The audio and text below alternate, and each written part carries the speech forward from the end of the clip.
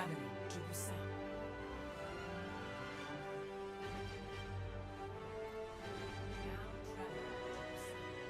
Ow! Ow! Get out of the way! Why are you so Colette? That's me. Hey, it's Daks. So hi guys, just a quick little heads up. Not your normal thing. This is gonna be some scrims here, some pickup games rather from the Singaporean community, hosted by my good friends at WTF, or what was it called? What was the acronym even mean back then? I don't even remember anymore. But it's the WTF Overwatch pickup games. This used to be a TF2 community. What are you doing behind me, babe? Hi. Okay, so it is gonna be Busan right here, and I just wanted to do this right now to give me an excuse to actually cast something, and yeah, just something pretty fun to do for the time being. No Steam Snipe K. Oh yeah, I forgot. I didn't put a. So this is, I don't know. This is, I don't have a layout for this, so I'ma just put this up like this, and yeah, we should be good. I don't have delay by the way, so you get a delay because it's a pug anyway. So, so yeah. So just a quick little shout out there to you guys. This is not a Filipino scrim. This is a Singaporean scrim, FYI. And I'm waiting on for my co-caster to show on up. Where the hell is fucking Yuris? Where are you, Yuris? Where is he? He said he wanted to cast with May, and yeah. Where are you? I thought, let's go. There you go. So hopefully everything is up and running. My stream had some issues yesterday, so hopefully it's fine for today. Hooray for today! I didn't even get to check it out, and we're just waiting on for a quick little AFK. So in the meantime, let me pick some stuff up. Sup, Tamora? Hello, hello, hello. Hello, event ko. What event ko? What? Ano sabi ni Mama? What does Mama mean? Babe, what event? What does my mom mean na may event? Yeah, so, oh, okay, let's get starting right now. And we are gonna be here on Busan. Gonna be Aspen CC. So it's gonna be Team G-Force. Already we see why it's called G-Force. Gonna be Aspen this on the Wrecking Ball. And interesting enough, they are gonna be having the Widowmaker as well. So we are gonna be on Busan. I don't know which map this is. It's gonna be the temple one. We do have the drum in the middle as well. Tiny T there getting picked off first and foremost. Oh yeah, it's done now. So blue team now going for the capture, and G4 is rolling on in, getting the first capture, and a bot here getting to the other side. But Aspen going on for the rollout, gets the slam in, and it's gonna be play to learn, trying to learn how to stay alive in this fight. Gets Biofield out in time, and so far so good. The soldiers at Me6 able to do some damage in the backline, but the blue team here of G4 is still in control for the time being. Nanats does get a pick off, as well as Arsene, and now 2 picks going the way of Cauldron, named after our Lord and Savior Cauldron, the admin of WTF Overwatch Pugs. And that's gonna be a flip here for the side of the red team. I'm still trying to familiarize with the names of these guys, and it's just nice to do something like this. As a lol, I've just gotta fix myself. Okay, nice one. So at the moment, Yuris comes on in comes on in, we can have a co-caster here from the Singaporean community. Give me a little more heads up on what is to come in the WTF. Kelfuse though walks on in, gets to so far, gonna have a coalescence from the side of Calderan, going on for a few shots, and it's gonna be Kurz slamming the ground, gets a pick off onto 1, onto 2, good setup there from the Reinhardt. Aspen moves on by, gets 2 as well, popping the mites to make an area denial. And Aspen going for the quick little run around. Funnily enough, the drum makes a sound if you actually hit it up. Play to learn, going for the tap visor. The red squad here of Cauldron in control firmly on the Busan map. And this map is very, very new, not really in the competitive rotation as of yet. Speaking of competitive play, Aspen CC now playing this Wrecking Ball to fruition. Huge Earth Shatter there from Anacron, and we have two rallies now come the way of both Swift and Arsene. Gonna have a shield bash there. Calderon gonna go for the Fate to get back in, just healing up the Roadhog of Nanatsu. While he's going for the Bullhog, can't use the take a breather when you're channeling the ult right there. Swift still on to the point, just going for the stun, gets a kill there on to Calderon with some help from Proxaria. Proxaria all the way in backline, looking for a target or two. It's gonna be Curse in his line of sight. Infrasight is available, but so far it's gonna be Cauldron here with the control of the point. Aspen CC now with the mines. Just looking for an opportunity to strike. Infrasight though will be popped here by Proxaria. And can the Cauldron team here get the job done, keep control of Busan, and will we see Busan all day? That is going to be good. Oasis now comes on out, Anacron there with the takedown, and Soulscrews with the 4 kill. Gonna be GeForce now taking control of this once again, and no one there actually getting away from the Riptire in time. Absolutely unfortunate here for the side of Cauldron, and we'll see if they can keep this up. They need to get the retake to actually get the win onto this map. Of course, 91% so far in this fight. On the other hand, here comes GeForce in control of this point. Valkyrie is available here for Paper Bag, and let's follow up the blue team as they move on in to try and intercept the incoming Cauldron squad. We do have Curse ready with the Earth Shatter. He's been pretty solid with these shatters a while ago. Fire Strike now comes on out. Swift with a whip shot takedown onto Plate Alert in the backline. That could be a huge pick. Dodges the Reinhardt as well. Here comes Aspen CC once again, going for a few shots on that. Gonna go for a spin around here onto this drum, spinning his head right round. Rally now comes on out, as well as the whole hog from Nanatsu. 4 kills going the way though of the defense. Will this be enough in this fight? Riptire is available, but no need for it. GeForce rolling on in, getting up the speed on Busan. Score 1-0. Nice G-Pug. So, I'm just waiting. I'm waiting for my lovely co-caster here to show up. Where are you? Where are you? Use Yuris. Coincident love. Oh, okay. That's cool. It's good to know that the PH community having some scrims as well. Is it really loud? Never mind. 5, 4. But still, looking at Busan, gonna be on the city map, and I have played a little of the arcade mode here on Busan, and what I've seen is here on Busan, it's very close. It's so easy to actually get a spawn cap near between the buildings. You can do a lot of splash damage with Junkrats, with Pharas, and you can use the Widowmaker there to get up on top of the buildings. On the other hand, here's Proxaria now looking for a target or two, just scoping on in, getting blocked, however, by the movie panels. Can't even understand that because it's gonna be in Korean, the best and brightest language. Aspen CC though going for a few shots on in. The train to Busan has already left the station, but Aspen CC still trying to catch on up. Gets the power slam there onto Tiny T, squishing him to a leaf. Gonna try to back off now, and Aspen just trying to stay alive in this fight. Paper Bag though getting out of the bag, healing up the Reinhardt. So far so good here for GeForce. And have you guys even watched that movie? That's such an old movie with them hamsters. Charge comes on out, and Proxaria here looking for a shot or two. Can Aspen CC carry this team? And so far, this Wrecking Ball has been the mainstay of both the camera work and the offensive. Everything that Aspen CC has been setting up leads to a kill more often than not here for GeForce. Mines are available, and on the other hand, we do see Tiny T now switching over to the Reaper. Gonna try to go for a flank play, hiding near the subway area, and gonna go for a left side rotation. Play to Dern though, gonna go for a sniper battle here against Proxaria, and who will take the win in this fight? Cauldron now going on to the left-hand side. A few more shots there. Swift holding with that right click. Has the Transcendence available. Can the G-Force actually keep this up as Play to Learn gets a pick off now onto Proxaria. Coalescence comes on now. But there's the shatter there from the side of G-Force as well as the Mice. Anaconda though, wanting to get back onto the train, falls into the subway station instead. If you guys watch any of those advertisements, you never want to be on those tracks. Self-fuse though, going for a few more shots. Gets 2 kills so far. Paper Bag popping the Valkyrie as well to go for the push on in. Swift has the Transcendence and 3 ultimates ready here for G-Force. The ult economy heavily in favor of them.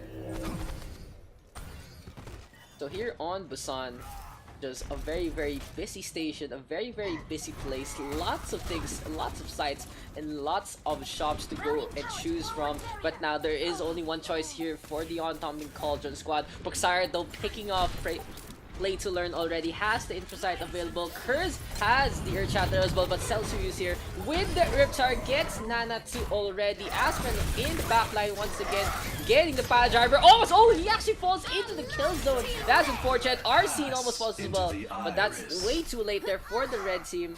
Cauldron not even getting into the pot of the point. Score 2-0. I'm telling you, Costco to get that. Okay, no problem. So I can set it up. I'm just using the Overrush layout actually, because I don't really have a proper layout for this one. Appster controls too much ground. Yeah, man. So this is a little more of across the pond content from me, and you know, just the WTF Overwatch Pug community from Singapore. It's actually interesting to see what they're up to. Just try to see what, you know, our fellow readers do. And Singapore, a little more well known about their Overwatch compared to the Philippines. Singapore, they're like top 3, top 4 in the SEA region, are well known to play Overwatch. Just behind maybe like Thailand and Taiwan, you know, that kind of thing. China, that Chinese region. Aspen C can go for a roll on in, but sadly does get the 7-10 split. Cell Q's here going for a few more shots, gets rid of Calderon already. The Mortar falling gets rid of so much healing on the side of Cauldron. The Reaper versus Brigitte. And there's gonna be the panel there out in front. That is very I actually didn't expect that honestly in this fight. So here on Mecha Base, these panels do show up when this thing rotates on in, and finally when it stops, it goes back down. In the meantime, they're gonna go down. Oh, both Tiny T and Anaconda falling on down. Absolutely unfortunate for both of them. Play to Learn now going on to the left hand side, trying to take the high ground for the time being. RC now switching to the Soldier 76 as well, and Play to Learn here going for a shot or 2.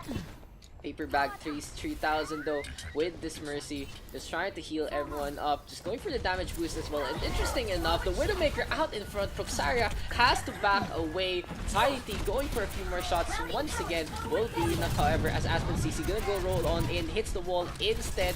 The Wrecking Ball just swinging around. Nanatsu with a takedown onto 1 for the time being. Cauldron with the high ground and already with 2 picks. Here comes the jump on in, the barrier in the way, and Anaconda will use take advantage of that. Big Fred now in the air going for the rest, but Play to Learn with a perfect snipe to the behind of the Mercy. Coalescence comes on out. Swift with a stun barrier onto 3.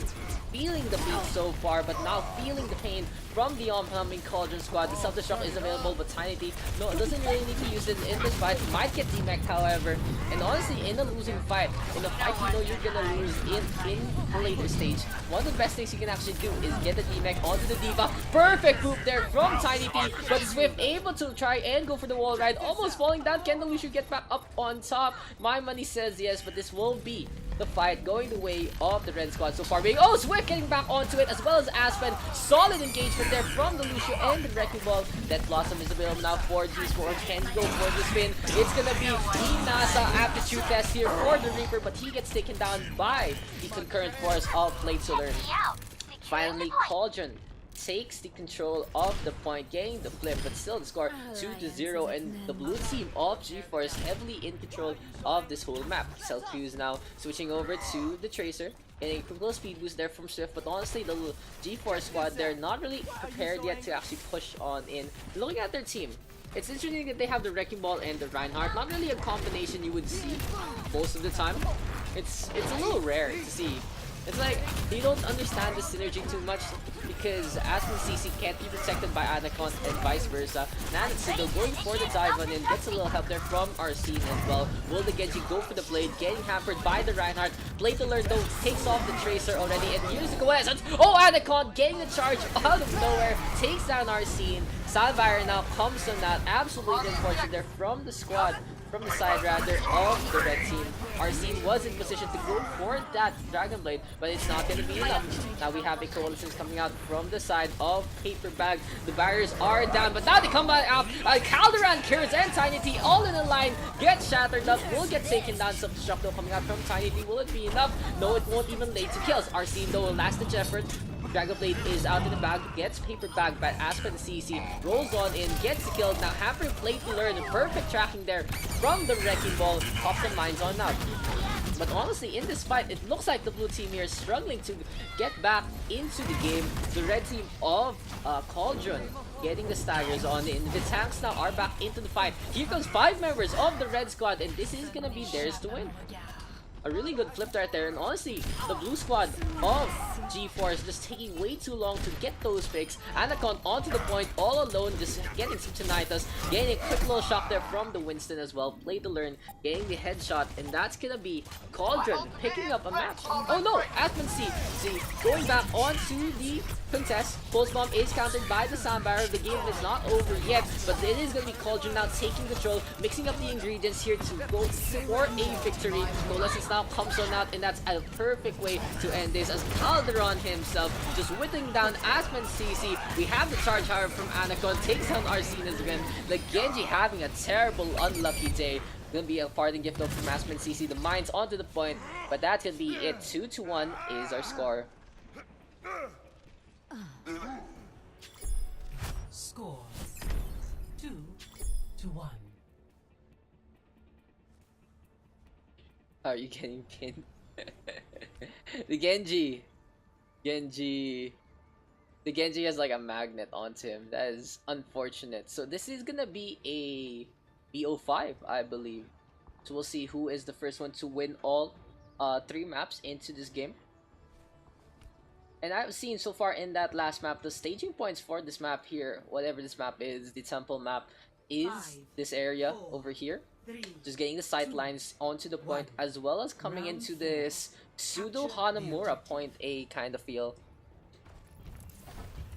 So for now, G4 is going to be sticking on with a similar lineup of what they did. Swift though going to be on the Ana instead. Wants to go for a few snipes there alongside Puxaria.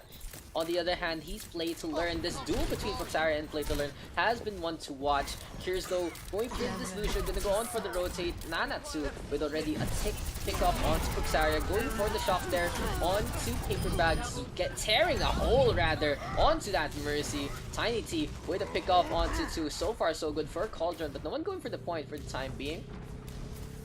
It looks like they are going to be able to take control of the frontal area of the map. Just going for a quick little spawn camp. Play to Learn actually gonna grapple hook out on top as well, but it's not really gonna lead too much for the time being.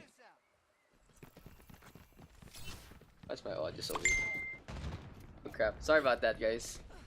Anyway, trigger. So Play to Learn now going for a pickoff or 2. Puxaria though getting the first to die right now. Arsene with the 1 clip and looking for an opportunity to strike once again, but Swift already spots him out. Look at that, just going for the flick shots. Maybe gonna go for the sleep dart as well. This time he misses. Now Guy Grenade though quite on point. The Tracer forced to use the recall, now has no way to defend himself with that. Besides these pistols, but the pistols doing so much damage, takes care of the Mercy. Swift there gets a quick little snipe there from Play to Learn as well.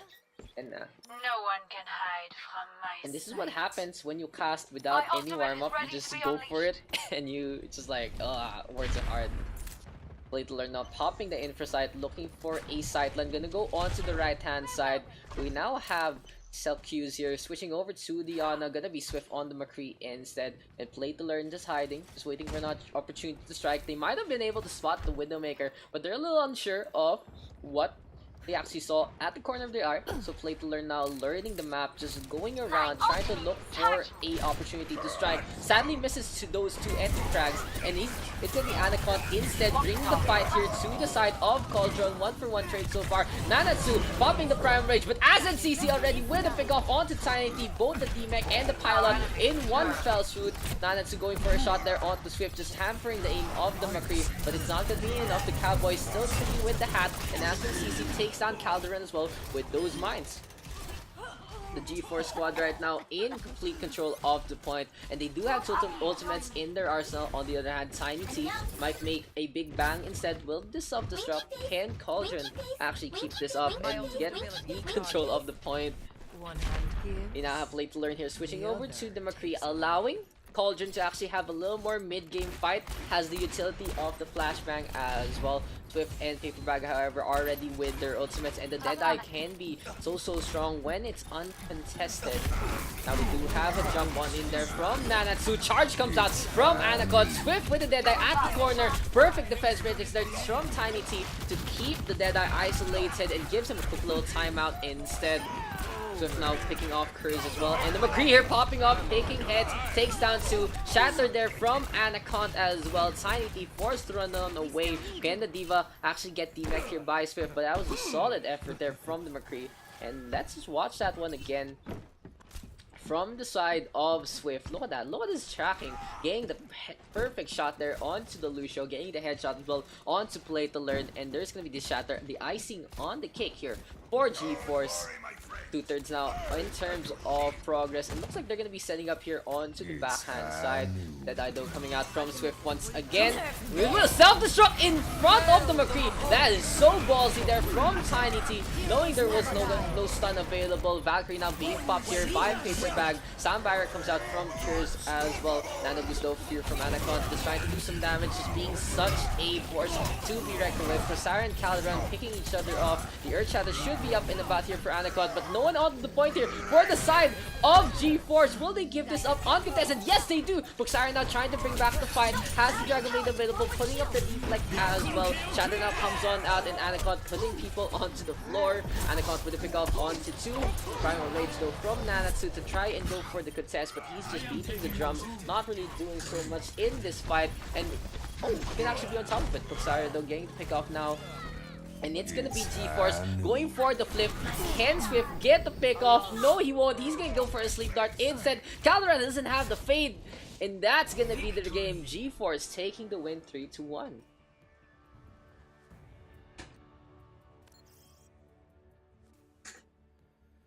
Play of the game. And that's gonna be play of the game here. Some Cell cues. It's like Celsius. Celsius. I should just say it like that. Celsius.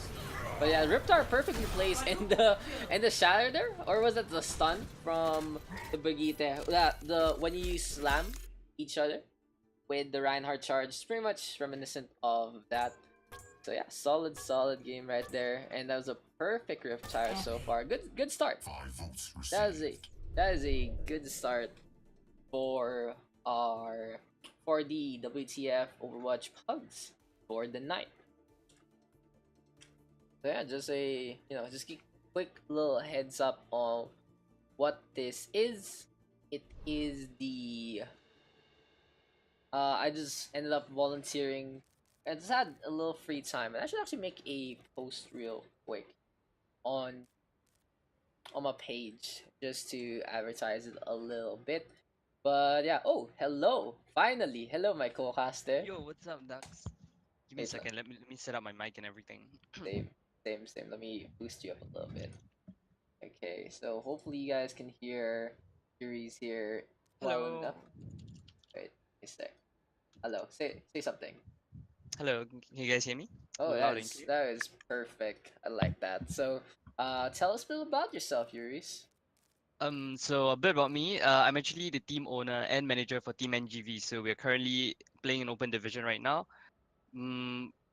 My team is a pretty special team, I would say. We are like the only team in Southeast Asia now that it's a mix of people from 4 different countries right now in my roster. Yeah, we are the only team with 4 different countrymen playing the team.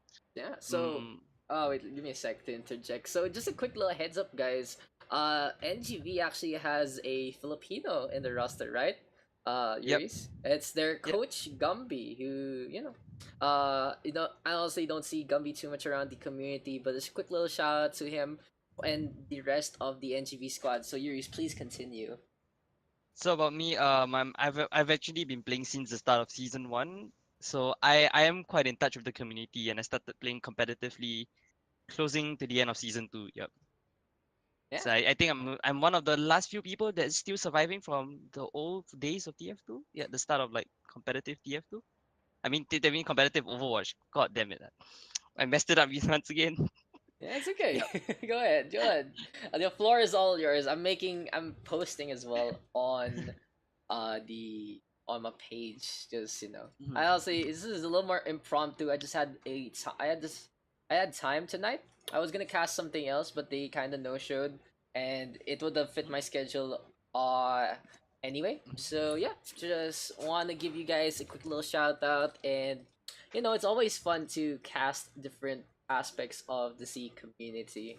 So Mhm. it's gonna be, it's really fun. So can you tell us a little bit about your system here in WTF Overwatch? Because our system is very different from yours. So in WTF, we brought over a system that I think most TF2 Pug players would be aware of. So basically, what Pugs are essentially pick-up games. So pick-up games, simply put it, is 12 players coming together, and drafting from the 12 players they'll form two teams and play. So how it works in WTF Pugs is that for each team there'll be a team captain, and then the team captain will take turns picking their players. Mm-hmm. In our Pugs, we have a special thing called the +1 list. So this enforces the fact that every player gets a chance to play. For example, if you didn't get your shot at playing the first time round, like if you didn't get drafted by the captains, you have a +1. And essentially +1 guarantees you a free slot next Pug or the next match that's about to be played here. So Oh, as you can see right now, the captains are picking and they'll pick until both their teams are full. In WTF, we have also an idea to enforce fair and balanced Pugs. So some of our moderators here, if they do catch that teams are a bit stacked and imbalanced, they would mm-hmm. suggest to the teams and the players there whether they want to do a player shuffle, then they Yeah. swap some players around to make sure the teams are balanced to ensure that they get balanced puck and it doesn't become too snowbally and not really fun to play in. So that's some Ooh. of the system we have put in place, to ensure much more fair and balanced pucks compared to the rest of the pucks out there. Yep. Oh, yeah, that's actually a really, really good system. And you know what else compounds about the system here from WTF is that their admin guy, their main man here, Calderon, is not only the admin, but he's also their resident stats man. So very, very methodological, and it's a little more serious than what you guys expect from Pugs, from how we call it, community scrims. Mhm. So yeah, just on in contrast here for Overrush, our system is basically a change the loser system. If you guys do want to group up, you come as a group, so you're in the spectator queue as a group, and then it is gonna be if a team is way too stacked or like they win too many times in a row. It's usually two. We half the team in question into two aspects, put them on the other side, then put in the next six. So that's how we get our rotation flowing. There's gonna be quick in and outs for players because there are a lot of people who do want to join the scrims, and with that system, it gets everyone a chance to play all throughout the night. It's a little more casual though. You can mess around, whatever. If you don't really want care about playing too much, you can just try something new, drop a game, whatever. It's cool. And of course, we don't have stats because that takes way too much time to do. And I really commend and admire the WTF community that they do that. So, Mhm. that's just a quick little background between our two communities right there. And what do In you? fact, Yeah, go ahead. shout outs to Kel. I think Kel has been working with some of the bigger community managers at hand with some of the more uh C-based tournaments. I think Kel's been working with GE to Yeah, be their stats guy as well. I think you'll see more of Kel as well in the coming GE tournaments. And yeah. Kel has been doing really great stats for us. I think I don't know if you can share this with the rest of your stream, but Kel has this very big Excel spreadsheet where he has tabulated every single player that has played in WTF Bucks, and every player has an tier MMR to it, or basically a MMR to it. Yeah, I'll look And for Kel it. Go has ahead. I'll look for that's it. let me see if I can link you to it. I I think it's a found it really already. It's on Discord. I found it. Go ahead. Go ahead. Just keep telling, man. I'll show the I people Kel what you're Kel has talking done about. some of the things I haven't seen anyone done for like Pugs in Overwatch yet. So basically, Kel calculates the win rate per player, the win rate per map they play on, like which side have you can see some of the list right now. Daks Yeah. has brought up on screen. I think overall there's probably a couple of hundred of hours of work gone into here, and I think it's really really cool. It's Shout out to Kel for absolutely this, man. This is amazing. amazing. Amazing. Like you can see number 1. It's really cool how they're actually ranked up as well. Like you can see there's an ELO rating and it's really really cute. Look at that. Let's look at Bubble Kitty right now. Number 1. Formerly of incipients. Well, not really formally, like reserved due Still to playing for army, right? Yeah, Incipient. he's army because of his army, right? But yeah, so Bubble Kitty there, number 1. Look at those stats, man. Amazing work here by Calderon. He's just inactive because of military service, right? Yep. Yeah, Yep. so there you go. And I heard, yeah, it's I really heard that cool Bubble though. Kitty is actually gonna make a comeback pretty soon. I've heard that Bubble Kitty's been scrimming with Incipients a lot more, so maybe Ooh, Bubble Kitty can play a bit more. Who knows? dude, he was such a one to watch back then in the GE tournament as well. Like I missed him dearly, and they're gonna need Bubble Kitty for the contenders trials, that's for sure. Just just so they don't get relegated. But in any case, Traveling let's to Route see my name. Oh, 66. Nixer, I saw my name. Oh yeah, you played here in Nixer. Oh yeah, there you go. Nixer is number 40. Wow, taas mo naman Nixer, tangina mo. But anyway, let's move on to the games. We'll just use the Overrush loadouts anyway. More or less the same thing. And so yeah, guys, welcome. This is our second game, and this is gonna be Yuris here joining me in for some casting for today. So welcome to Route 66, and I'm your host Dax, and we'll see what these two teams can bring to the table here in the WTF Overwatch Pug games. Let's look at what the defense is gonna line up here for my Anaconda. What a great name here, Anaconda. So I'm gonna assume it's the team captain here picking the names. And it's really funny. So Anaconda will be our number 1 for the defense, gonna be on that Reinhardt. So tell me a little bit about these guys, Yuris. I'm not too sure of these guys here because this is our entry pucks. I'm not too sure about entry puck players. I'm actually more of a regular puck player. But from Oh, okay. there's some names, some really common names right here that you'll see. Sakisa right there. Play to learn. Play to learn is actually Sakisa. He's one of our frequent attendees of our regular parks. He used to frequent our regular parks. So he's one player to watch for. He's a pretty good tracer main. Yeah, he's known for his decisive tracer 1 clips. So that's something to look for. There's Stellas as well on the raid team. Pretty good Mercy player from what I know. But other than that, I don't really know the rest of the players. Incoming. Okay, so feel free to take control so I can actually post this on Facebook real quick. Go ahead.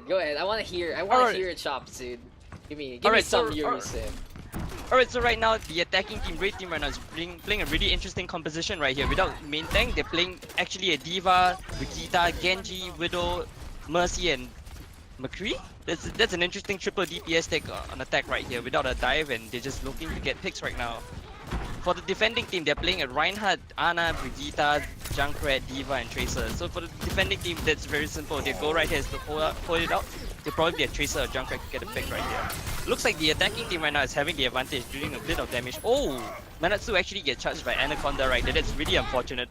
Yeah, I think dude. Nanatsu just didn't watch his position right there and got charged on the payload. Anaconda has been getting those random charges a while ago. He got some charges onto a Genji and Busan, which is really funny. So anyway, we are gonna be here on the corner of Route 66. This is standard choke point when you do have a little more control with your tank line. And looking at the attack, like you were saying, they only have a D.Va here to be their tank, and it's not really gonna work out in their favor. They can't clash properly. Stella's not going for the res and gets it back out from Proxaya with a self-destruct past the corner. Ooh, Gets that's to a Big Mac right there. Oh my god. huge self-destruct right there. Okay, so this is the part. Okay, this is gonna be our system. So when I stop talking, you go give me your best shot, give me your analysis, and we'll see how we go.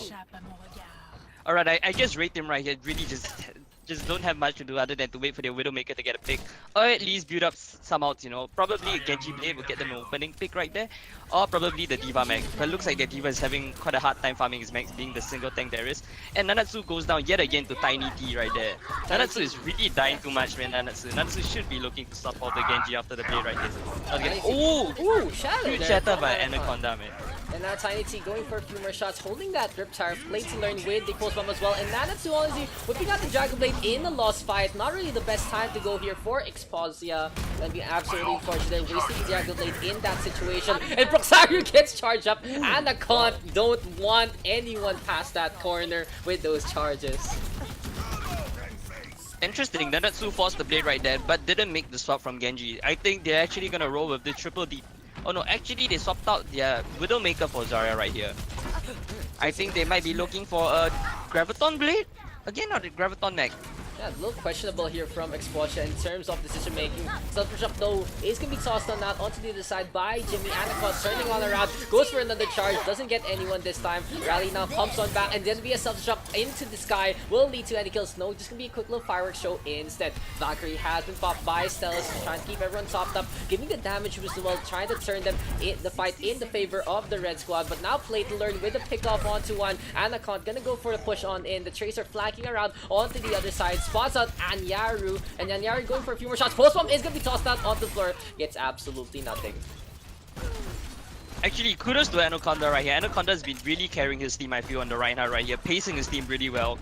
Despite the fact that they have triple DPS and they shouldn't be surviving this long in the fights. Yeah, so Riptide is available here for Anacont. 3 ultimates being held, and so far so good, honestly, in this defense. The payload hasn't even reached the gas station. This is going to be an absolute shortage here for the payload. They're going to need to get topped up to go on to the first checkpoint and beyond.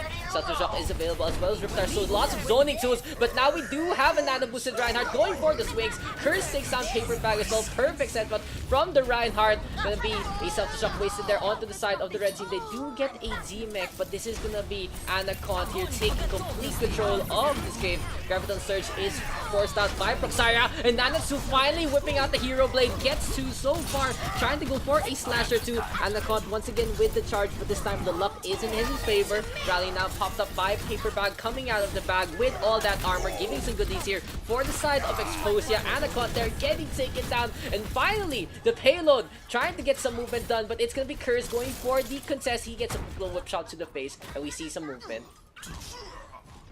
Wow, that was actually a huge Dragon Blade combo right there to pull the red team back on this attack phase right here. They could have lost that, but kudos to Zarya for landing the 4-man grab right there. It's a perfect setup. Yeah. So interesting right here for the blue team right there. They had the advantage.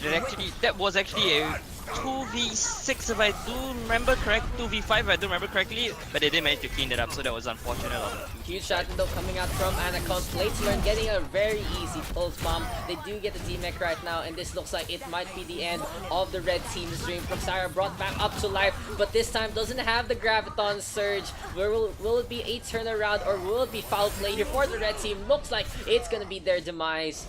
The blue team of Anacont don't taking the defense before the first checkpoint, putting a huge thump tap there in the hopes of the red squad. Switching sides. I think the red team just got a bit too ambitious there, playing without a main tank on the attack right here. I think Hollywood's one of those maps that you really need a main tank. The shield, anything that gets you an advantage would be great there. I think red team just struggled because of their compositional picks. Yeah, it's always a struggle like that when you have a team and these guys don't really not really about picking the heroes that you need, but more of they're not as comfortable as to play it. Like, I do have a 6 stack right now, like just a while ago, just a quick little personal addict, so, and we don't really have an Ana player, so we usually just play Lucio Moira instead.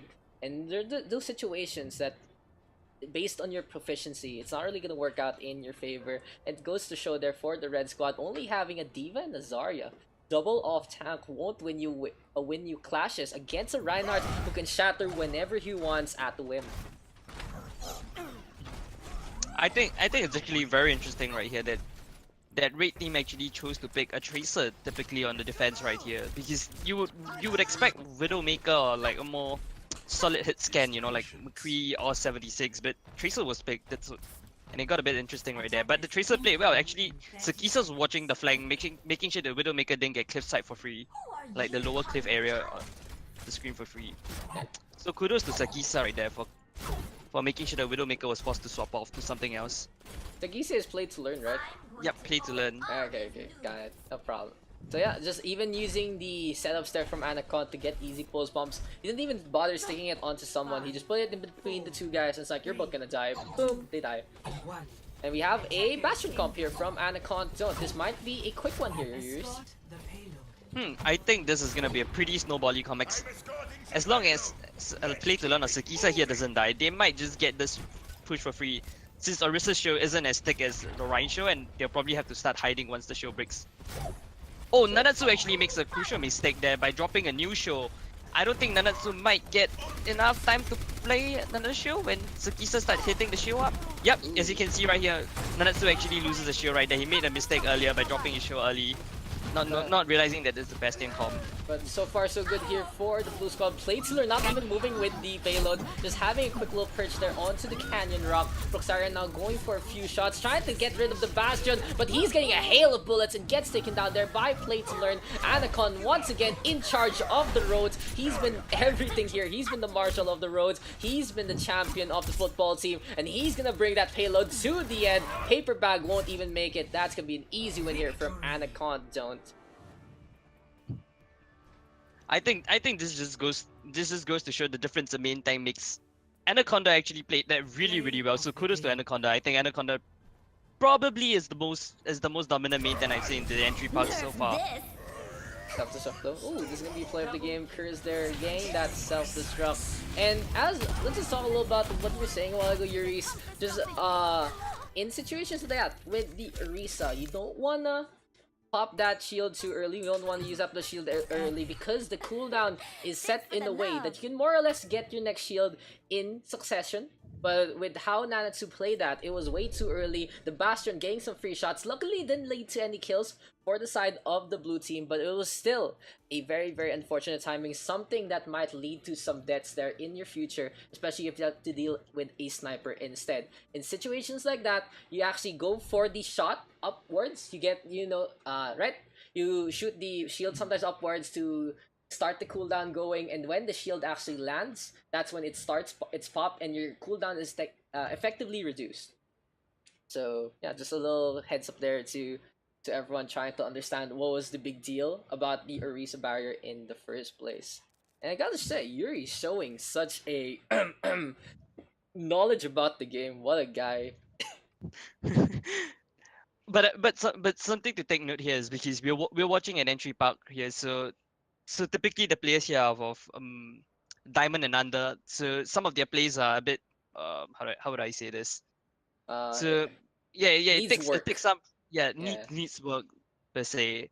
But to be honest, that wasn't to put it out there, that wasn't a bad decision to drop the shield. There's just a decision that you would only know like with enough experience and with enough hours at play to know that Orisa shield was actually a bad decision made. Yep. So to be honest, that wasn't that bad, but like in the long run, that caused them the hole on top of gas station.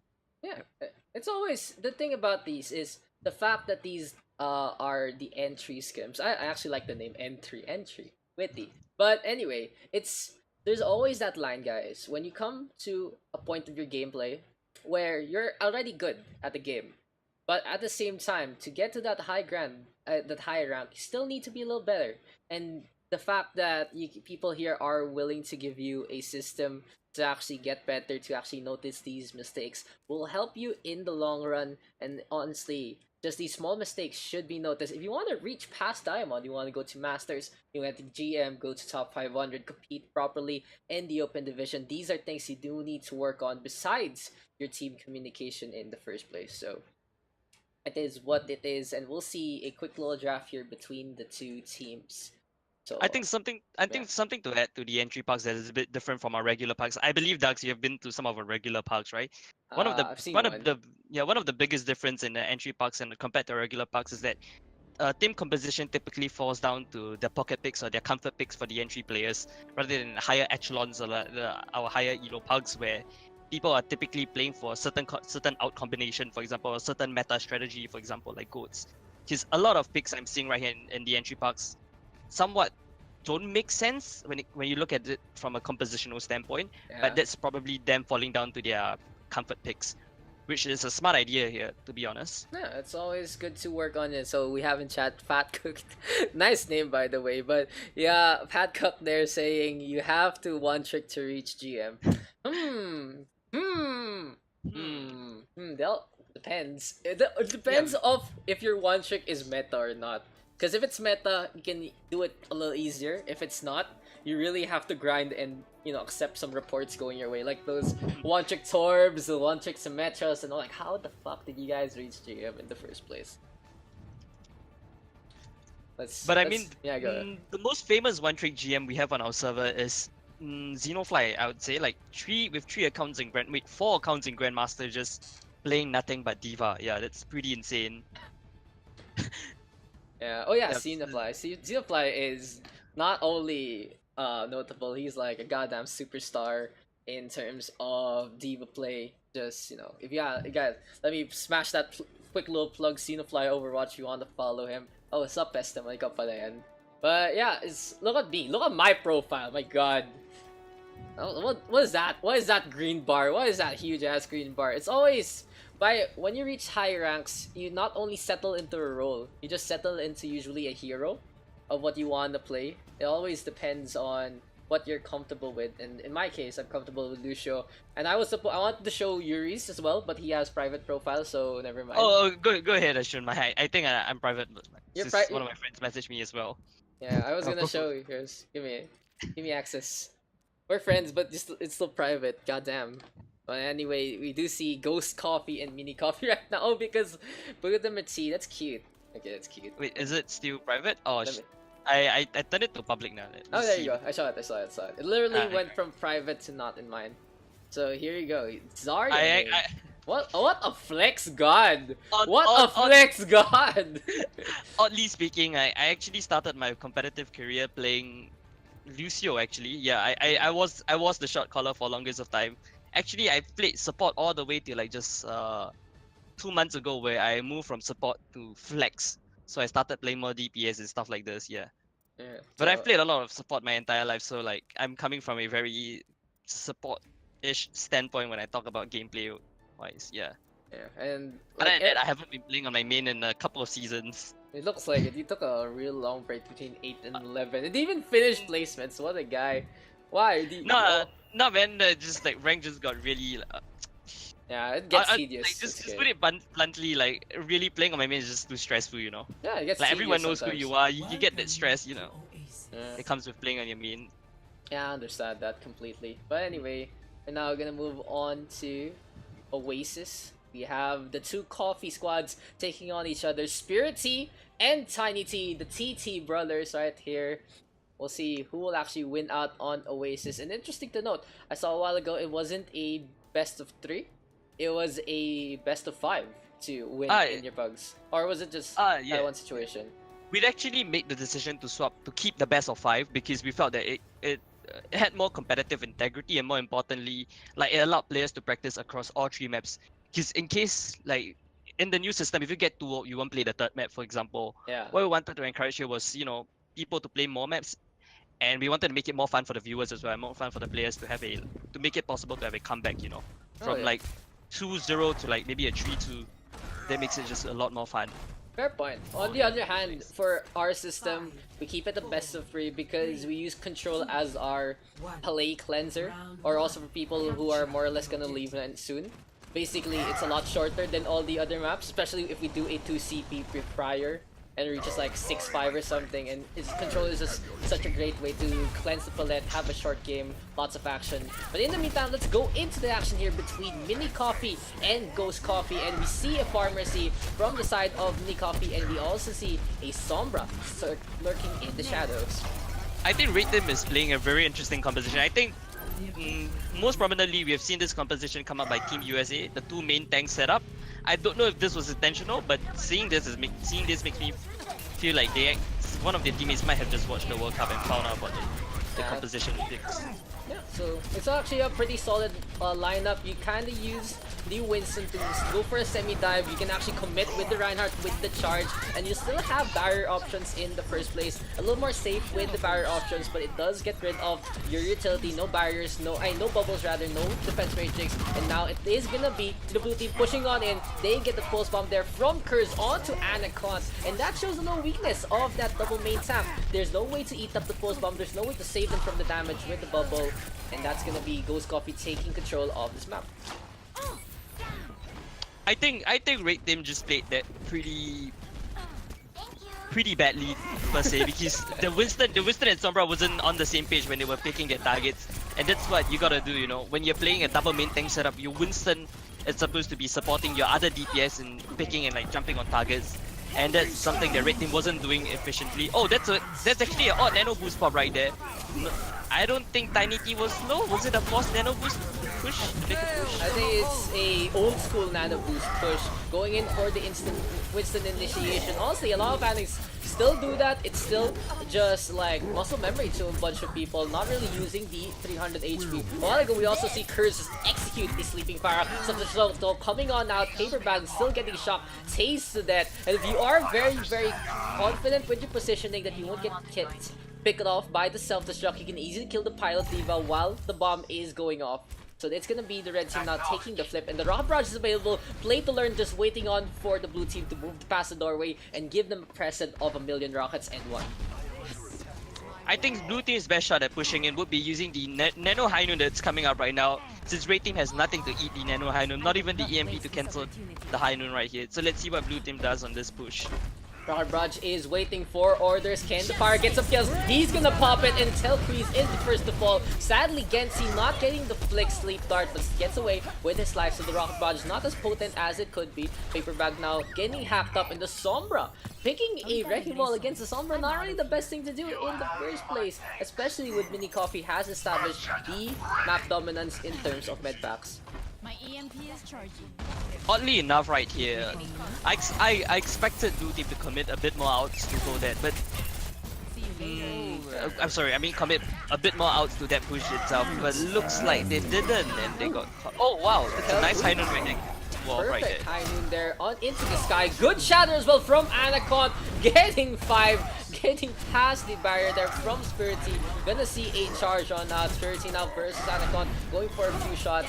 Gonna be the Blue Reinhardt though evacuating here, and we do see the two Sombras of Jimmy and Curse going for a quick little duel there onto the right hand side. The red team still in control, and Jimmy Nee here in position to go for the EMP. And that's one thing that's great about the infinite stealth is you can be in position, pop the EMP while waiting for your team to get back into place.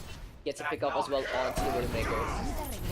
And interesting that blue team went with a Brigitte to fight off the Sombra, I would assume, but typically you won't be picking Brigitte against Sombra because it doesn't do anything. But it's interesting to see that they chose to pick the Brigitte right here. Shatter there came on out, and now blue team going for the flip. Play to learn though, uncontested in the sky. Rocket Barrage is available, gets rid of Spirity already. This might be a bad day here for the Moira of Proxaria. Might be approximately dead in just a bit. Rocket Barrage though is still being hit, and Celsius there going for a few more shots. Takes down Play to learn. This Tracer actually really good at tracking and dodges the charge at the last moment. Sadly, Proxaria not as quick-footed as the Tracer. Gets taken down by the stampeding Reinhardt. So Celsius now getting tapped on up, has the push bomb available. Gensi gonna go for the push in. Curse with the boop, and Celsius with the stick there onto Anacon. Jimmy now still staying up on top, just trying to do a little more harassment, but so far so good. The Blues team with the flip. Interesting that Anaconda actually tried to solo shatter but missed the shatter right there. I think Anaconda should have saved the shatter right here for the retake right now. Since red team now doesn't have a crowd control ulti to start the fight with.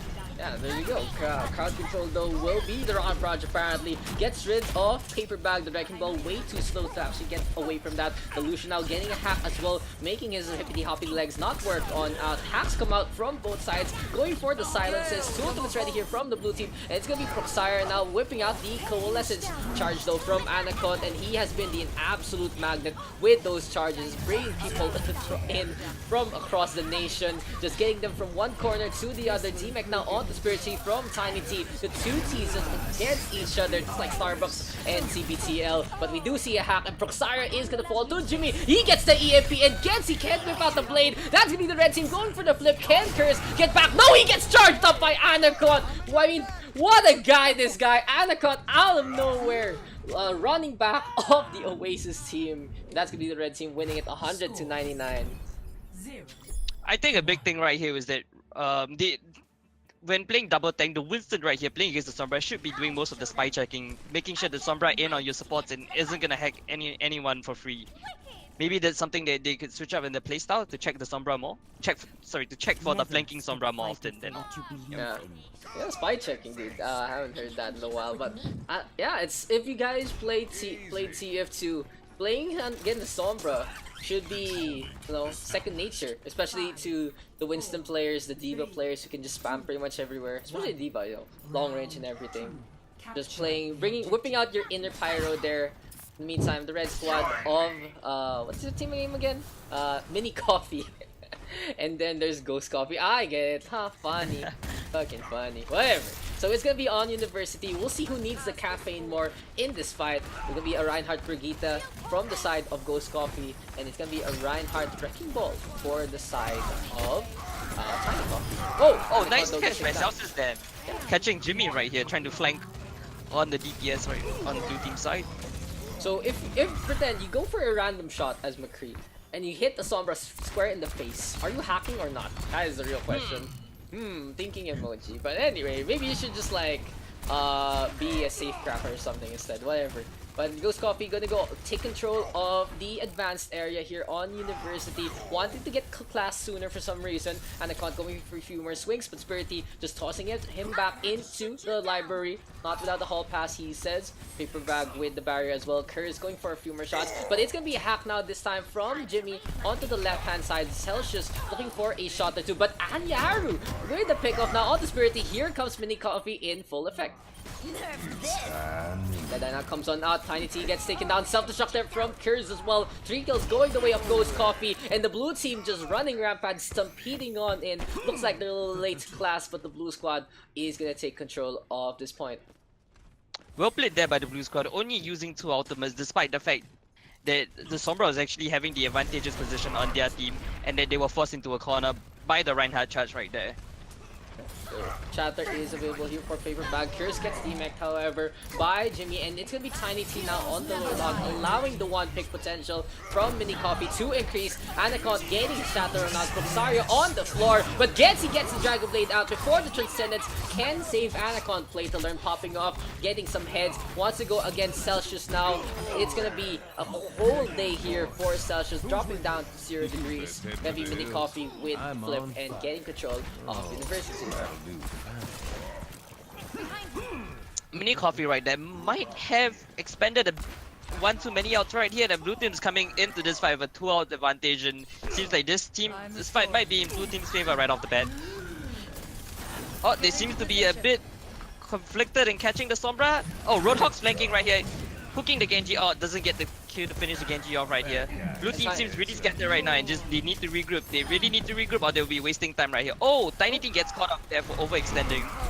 They finally get the focus now onto the Roadhogs, but it's gonna be played to learn, returning the favor. Coalescence is forced. The blue team still gonna force this out. Gonna go for the engagement. Anaconda now getting the Shatter on in, and will get charged on up by Paper Bag. Jimmy a little too late to save his fellow Reinhardt, but the Sombra already securing so many kills for Mini Coffee. Gonna be a side of order of death there from the Sombra. But what you didn't realize right there was a great fight by Red Team right there. Letting I think only expanding Anaconda Shatter right there, and Red Team's coming into this fight building outs, and they will have 3 outs ready. The whole hug, the Deadeye, and the EMP right here. Blue Team was actually favored to winning, to be honest, but Blue Team right there, they staggered themselves out. Red Team managed to farm some outs, come back, and this is gonna be a pretty hard fight to win for Blue Team right here, since they have to be walking to the point with a whole hog. Interesting, they're gonna go to the underground area.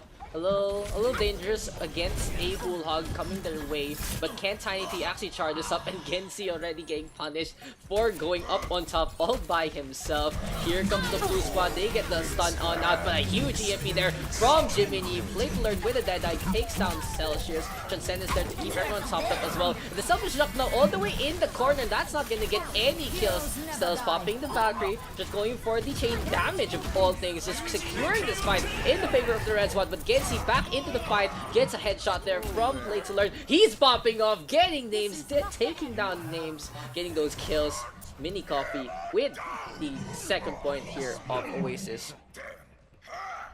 Interesting move by Blue Team right there. Walking underground actually cost them a good like 10, I think a good 10-15% of the point right there, just by taking the longer route and trying to flank Red Team Interesting approach to the point, actually. Honestly, very questionable. The fact is, they allowed Gensi to go up on top by himself. He gets punished so quickly, and they were doing that with the knowledge against a Roadhog. Very, very dangerous if Tiny T actually got the whole hog charged on up very, very strong in tight quarters. So in situations like that, guys, just go for the point, whatever. It's trying to be innovative. Usually, doesn't really need too much in situations like that. Round 3. The Gardens is gonna be the name of the game. Gonna be our third point. Interesting that none of the teams pick Pharmacy for the Gardens right here. Pharmacy is really a really common pick for Gardens. And it's interesting that they're not playing Pharmacy. Well, it is what it is. So these players not even running mobile heroes besides maybe the Sombra. So the second floor won't be used up too much besides the Hanzo and the Sombra rather. So 1-for-1 here in terms of mobility. Gonna be an engagement between the two in the Gardens, and the first one to be Fertilizer is gonna be Anaconda Spirity taking his lost soul there. Hey, go ahead. Well, play to learn actually caught Spirit T right there. Oh, I was actually gonna say that it's interesting that the blue team has fallen back to the no main tank triple support composition right here, and I think they're looking to make Paperback their main tank right there by throwing armor and feeding him with HP. You're right, dude. That's actually I was suddenly taken aback. That was something really fun to actually think about. You have this really fat guy, and you're like, you're not a real tank, so we'll give you some armor, we'll force this out, and that's gonna be Curse trying to build some... It's like you're trying to make an RPG character out of Paperback. But in the meantime, Ghost Coffee taking a quick little break, wants to take control of the Secret Room. Anaconda getting the fast strike, however, Proxaria, and here comes the armor. It's gonna be Anaconda getting hooked on up, and Paperback finally getting the loot that he deserves. Red team should be looking to push in since Proxera is making his way back on point, and this is a 5v6. Oh, Red team forces a Transcendence right here, goes on point. Play to Lens on top with the high noon, gets nobody with it.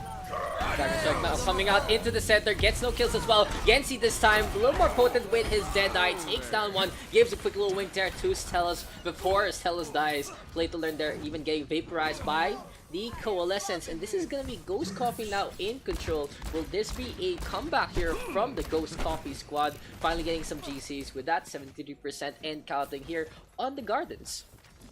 So Red team has one last fight for the point, and if not, the point will just be in blue team's favor right here. Paperback coming into this fight with the whole hog is probably gonna make a difference right here, as long as he doesn't get himself cancelled by Jimmy's EMP right there. Yeah, so we should stick on Jimmy. Try, goes for the Translocate. EMP comes on out. That is pretty big, but it doesn't lead to any kills so far. Even the Lucian doesn't get picked up. He gets hacked up. No, he doesn't. Spirit, he gets a sound barrier, and here comes the blue squad with the whole hog. Paperback putting it in the bag, sealing everyone inside the room. Ghost Coffee finally gets on the board 100-0. Very dominant here on the Gardens. Well played by Ghost Coffee right there. Winning it off with an unconventional team composition right there. With no main tanks and a odd support lineup to say the least. Yeah, so... Dude, solid stuff there from... what do you call this? From Ghost Coffee. Just perfect controls from them so far. We'll see if they're gonna switch it up. Oh, they're gonna run the same thing on University. I don't think this is gonna be as good, but yeah. I don't know. Yeah, like compared to Gardens, they had a little more space there. University a little more tight, and look at the other side, gonna have a Roadhog and the Reinhardt.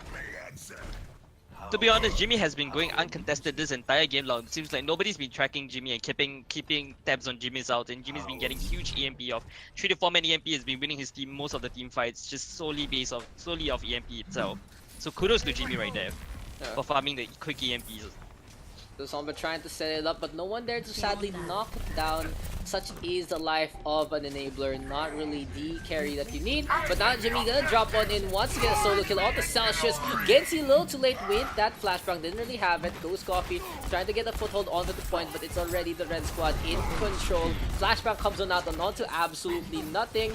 Anaconda taking control with that shield. And so far so good for the red team. Even Proxaria getting hooked on up, getting taken down. Jimmy once again in the backline, getting rid of the Lucio as well. The Wow. Coffee right now looking for a target or two. See you The later. Translocate out once again. And Ghost Coffee still trying to force this out. The Roadhogs dueling with those hooks. Naked Breather is going to be the name of the game. Almost gets a hook on that, but the corner is able to latch it. And Yaru getting the kill. Perfect Discord Orb from the Zenyatta, effectively reducing the HP of the Roadhog in that fight. Questionable play by Ghost Coffee right now. Stay on the point and fight it out, despite losing Proxera early on, and that the fight is in red team and the point is in red team's favor there.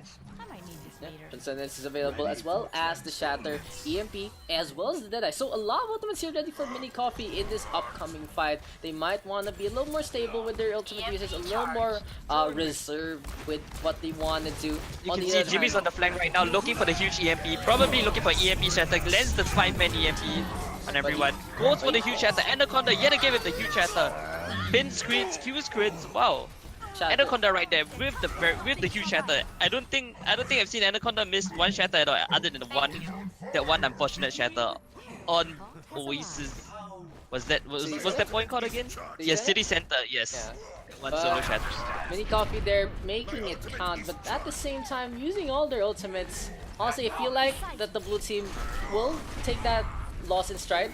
They'll have a lot more in terms of their economy, and it's gonna be Gensi trying to look for a situation to get that Deadeye on out. Paper Bag though with a pickoff, and it's a good Proxara start things off. Coalescence, and it's gonna be a Deadeye in the middle, doesn't lead to any kills. Flashbang comes on out, doesn't really get much. Tiny T in front. Gensi now versus Anyaru. The Zenyatta getting those free hits, but he has to back on the way. And as we were saying, the red team using way too much ults in that fight, more or less giving up the point without a fight. And it's probably hard to take this fight as well, because Spirit T is gonna be having his sound barrier really soon, and Celsius is gonna have his Dragon Strike. Yeah. Tiny T though being sneaky, just trying to look for a opportunity to flank, but he gets spotted out by Paper Bag. The cat is out of the bag, and that's Tiny T falling. The red team just trying to go for the engagement once again. Jiminy here going for a few more shots, just charging up that EMP. He doesn't die, however, to the combination from the Roadhog. Stelos will go for the Valkyrie, and Blatant Deadeye takes down Spirit T in his tracks. The Soundfire doesn't come on out. Looks like his Spotify release will be delayed for a week. Valkyrie from Stelos is flying on around. They'll be Curse though taken care of with the Discord Orb. Dragon Strike comes on out. Will the res be used? Gensi swoops on in. Genji time here from Gensi. Takes down Stelos. Just gonna swoop on out. Can the blue squad stay on this? Nope, the Genji gets a headshot to the face there. The McCree now with the pickoff, and here comes Proxaria back into the backline. Blades learned with another pickoff. Overtime quicker, slowly dwindling. Here comes Spirit T once again. He gets hacked up. He gets taken down. The Hanzo will be next in the stagger, but it's Jiminy with another shutdown. EMP is available. Doesn't even want to take any chances against the Genji. Genji and Paper Bag are in deep trouble, and they will fall. Overtime now finally ends, and the red team of Mini Coffee takes the win here on Oasis. By Stella's right there in the last fight, using her Valkyrie to get across the Reinhardt and kill the Reinhardt for her teams. They got. I think that play alone really cemented the red team's victory in that fight right there. I would honestly say the MVPs of this game for the Red Squad were the Reinhardt and the Sombra. Especially the fact that Sombra, more or less, having free reign. It was a little stroll in the park there from Jimmy. And look at that, 62 enemies hack. When do you see such a huge number in a control map with the Sombra? But congratulations there to the Red Squad taking that win with stride. Interesting to see that not much Pharmacy has actually been played across the entire Oasis though. Oasis being one of those pharmacy heavily favored maps. I think the only time they picked it was, correct me if I'm wrong, was that Ghost Coffee picked Pharmacy and City Center for once. Yeah, That's it, right? For like a bit. Yeah, And for like a bit. and yeah, that was pretty much it. So yeah, that was a pretty solid game right there in our entry scrims.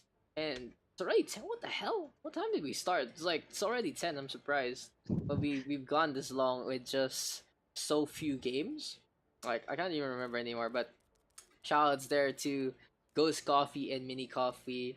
And I do love the naming conventions. I love the captain system. It does get a little tedious if you more or less have the same player base sometimes, but it's really cute to see, and I commend you guys for such an interesting system. Thanks. I think this really goes like this. I really got to thank the rest of the team at WTF for coming up with such a great system as well. We have actually put quite a bit of hours thinking of this system, and we thought about how to adapt it, to Overwatch and how we could improve it for Overwatch. I'm glad that you guys get to see it and that you're really liking it as well, Daks. Yeah, of course, dude. It's always nice to see something a little different. The thing is, there are many great systems, but it really counts on who your player base is and what works best for them. And for the WTF community, it's a little more hardcore in the sense because you guys have stats, you guys have drafting, and it's very, very more about you guys getting better at the game. It shows not only decision making in the game but outside of it as well. Yeah. Wait, I need to get some water real quick. Hey, give me a second. I'm also going to get some water. Be right back. You sound so tired, dude. Babe, get water. Why? Okay, no problem. You met in ranked. Who's that? Ninja. But who'd you meet in ranked? Ninja? My chat fucked up again. Yuris? Who? The people here in the scrim.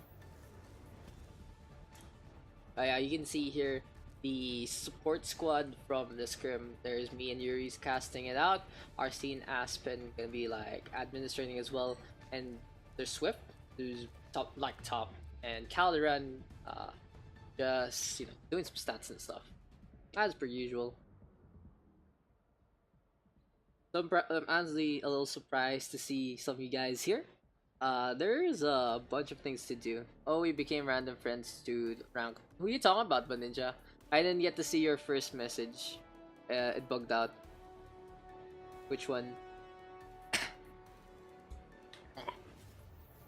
I make a lot of friends. Landi mo kasi... Ay, joke lang. Joke lang. But yeah, it's called being friendly. Oh, what is this? What is this? Is there a scrim going on in Overrush right now? Oh, that's cute. It's Wamanagi. Si Paper Bag. Paper Bag has been pretty solid so far. Yeah, Paper Bag. I've been making a few bag jokes at his expense and at his triumphs. And thank you for the water. Did you use that for milk tea, ba? Oh. Yeah, okay, it's okay. It's okay, no problem. Thank you, Lord. So, sa scrims nila, basically, may draft. May captain, tapos may draft. Alam mo yung draft? Drafting is, you choose to be on your team. So pretend you're back in the playground back then when you're a little kid, and no one picked you because you're a fucking midget, because you were so weak at playing basketball, so that's a draft. Oh, that's cool. Yeah, they're a lot more tryhard than we are, so... Yeah. Like you have to adjust it. Yeah, I know, right? But... Can you guys do it? Pwede, pero it takes too long. Like, our system is fast and casual, theirs is more slow, but for serious business. Which is really cool, it's contrast. Yeah, it's more serious. Kasi, parang pakita ko sa'yo yung stats nila eh. Having a conversation. Like the team names, this Ghost Coffee revitalize your soul. I like those games too. It was because it was... Who was it? It was... Spirit Sea and... Basta the T guys were the captains a while ago, so that's why their names are like that. And it's always the first two who choose the name. Oh, careful. Thank you. So Daks, So Daks, I'm back. have you seen anything interesting? Any interesting trends in the entry park so far? Probably picks, composition, maps, for example. You guys, there's like teams who hate tanks for some reason, like specifically main tanks. I'm surprised that that's a thing for you guys, because in the Overrush terms, it's usually support that's lacking instead of main tanks, that kind of thing. We have like we have people who play support a lot, but when you get the all DPS guys, you just see a clown fiesta of 4 DPS. I'm just like, well, okay, whatever, make it work. Mm-hmm. So yeah, I think I think something interesting in WTF Pugs as well is you see a lot more unorthodox picks being picked up. Especially right now, you see Espeng. Espeng is one of the best Hammond players. In fact, I would say, without a shadow of the doubt, the best Hammond player in WTF Pugs thus far. So do keep an eye out for Espeng when he picks up the Hammond. Swift as well. Swift is another prominent Brigitte player in our Pugs. In fact, when you have Espeng and Swift on the same team, legend says that it's a 90% lose for the enemy team. You're guaranteed a loss essentially via the enemy team with a Hammond and a Brigitte on the. Yeah. So go. That's interesting to be honest. Yeah. So, I think Espeng might just roll with the Hammond this map. I'm not too sure, but Espeng typically just plays Hammond. His Hammond is too good to not be played. Dude, I watched a while ago. They had the show match. It was Aspen, and Cal and Swift. And I've played with Aspen before. Oh, wait lang. Let me just answer the match chat real quick. I was just saying, I've played with Aspen before in PTR when we were just messing around. Yeah, I know her. Part of the beach community. Tell him to take a shower because I bet he hasn't. Anacon, cyberbully Anacon calling you out that you're a stinky ass fuck, dude. But as I was saying, Aspen CC really good on that wrecking ball, showing a masterclass, and he's gonna be on to the wrecking ball Philippines. And on the other hand, Swift, I played on Compe and he made me cry with the stunts. And that was a good time. Sorry to cut you off there. Yeah, go ahead. If you guys are watching right now, Espen is pulling off a really interesting thing, using the third-person view from Hammond right there to scout the enemy composition for his team out. You saw Haspang roll on to point, waited behind the set of computers right there, the little screen right there, and scouted the enemy team out, giving his team information, intel on what's about to come, and so their team could plan ahead. Smart move by Haspang right there, to be honest. It's very interesting. Very underutilized trick by Hammond players out there, right, as of now. Interesting, dude. That the newer heroes have that function. Both the Brigitte and the Wrecking Ball have this third-person configuration that they use to scout out. You see when the Brigitte is on the corner just spamming that shield, that's pretty much how they're scouting out. And as well as Aspen holding that Wrecking Ball mode and just hiding behind cover. Perfect positioning there from Aspen. And he gets a bowl on in. So this is going to be a Thermometer squad with the initial control of the point. And it's going to be a Reinhardt Wrecking Ball as well as a Junkrat here from Celsius. Pardon me, but I'm gonna put a bit of highlight on Xpeng this game. I think Xpeng's been pulling a bit of interesting moves out of the bag for you guys to watch.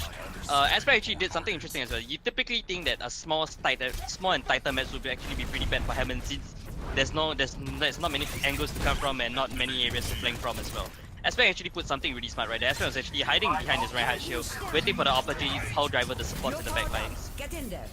Oh, Xpeng gets the nano right now. He's gonna go on for a quick little bowl, gets the Moira isolated, but the fade is gonna be there. Mines are available, Thermometer still holding on to the point for the time being. On the other hand, Chris Martin has to deal with Play to Learn and the Tactical Visor are seen with the perfect shot, has the Deadeye, and for now the Red Squad in control of the outside area, but Aspen is already in his element, gonna go for a quick little bowl, and Yaru and Celsius as well on the prowl, gets rid of Stella's. Perfect control of the point here coming out from the Wrecking Ball and the Blue Squad. I think that's a bit one too many out user like blue team right there. Going out with Nano Hammond straight into the Tech Visor and the Riptide. That might be a bit too much and might cause them this fight. Oh, Celsius speaking of Jimmy right there. That might be the... Oh, wow, Fish Tire by Chris as well. That's definitely in Ray Team's favor right now. Chris getting the Riptar in the face, no one shutting him down, and this is gonna be a coalescence coming out from Jimmy. It's interesting to note that the Red Squad having a lot of these names in their lineup. There's a couple of fun fact that they're available now for our scene. Play to Learn going for the duel, and Chris with the Junkrat grenade out of nowhere. The McCree now trapped on up, but still getting the shots. Aspen brought back into the fold, and Anacon still wants to go for the fight. Gets the Earth Shatter, pretty big shatter, but no follow-up available. Paper Bag here will take him down, and that's gonna be Chris Martin with control of the point. Self-destruct now is available here for Paper Bag, and the Red Squad just waiting on for the opportunity to strike. Look at this, they're just outside with the tanks. Interesting enough. Self-destruct can be launched. Can Paper Bag get this out? He's gonna fall down into the abyss, however. Unfortunate. The Blue Squad gonna go for the push in. Unfortunate right there. I think that's a bit too ambitious right there. Yeah, since there wasn't anyone else on Raid Team that could hold the choke for him. Oh, Nanatsu actually going for the whole haul right here, breaking Anaconda's shield right there, forcing the Zen to trans. And Yaru now pushing on in with the offensive transcendence. Curse though will want to put a stop to this with the Riptire, letting it roll on in. He blows up Celsius and Gensi. The blue team trying to go for the contest, but Aspency is in dire straits. Play to learn and Anacont already with the high ground, but Anacont just trying to get away from this Roadhog. The red team still in control. That's gonna be a soft reset here from the blue squad as Play to learn dropping on in gets taken down by Nanatsu. Interesting though. Red team right there should have had harder time holding the point since they didn't have a Reinhardt shield to hide behind or Winston shield. But due to the overwhelming damage, they seem to be crashing through the entire tank lineup of blue team.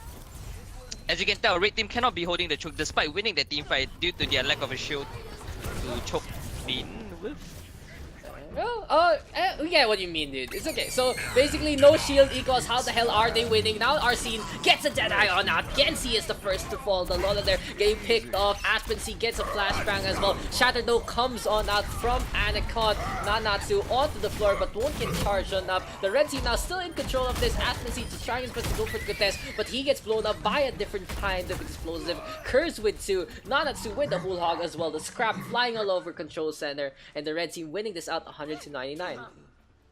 Unexpected comeback actually. Blue team looked like they had it in the bag with coming with a 99-0, and then red team sweeps it up right from the team fight win that they had.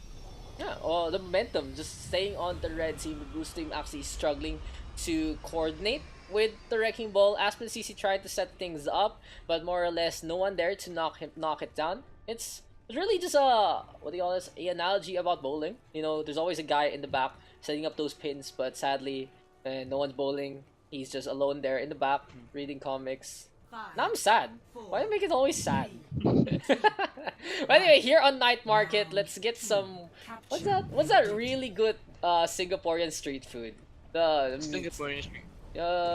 Satay. Is it satay? Yeah, satay, yes, dude. satay. I miss satay. Let's see. But this is gonna be Lijiang, gonna be in China instead. And Aspen CC, gonna pile drive. Power drive? Yeah, into that. Yeah. Yeah? Wait, I didn't know you could power drive without anything below you. He looked like he power drive in the air. You can pile drive in the air. You just need vertical clearance, and that's gonna be red I was team assuming now. that you needed like ground to power drive dog.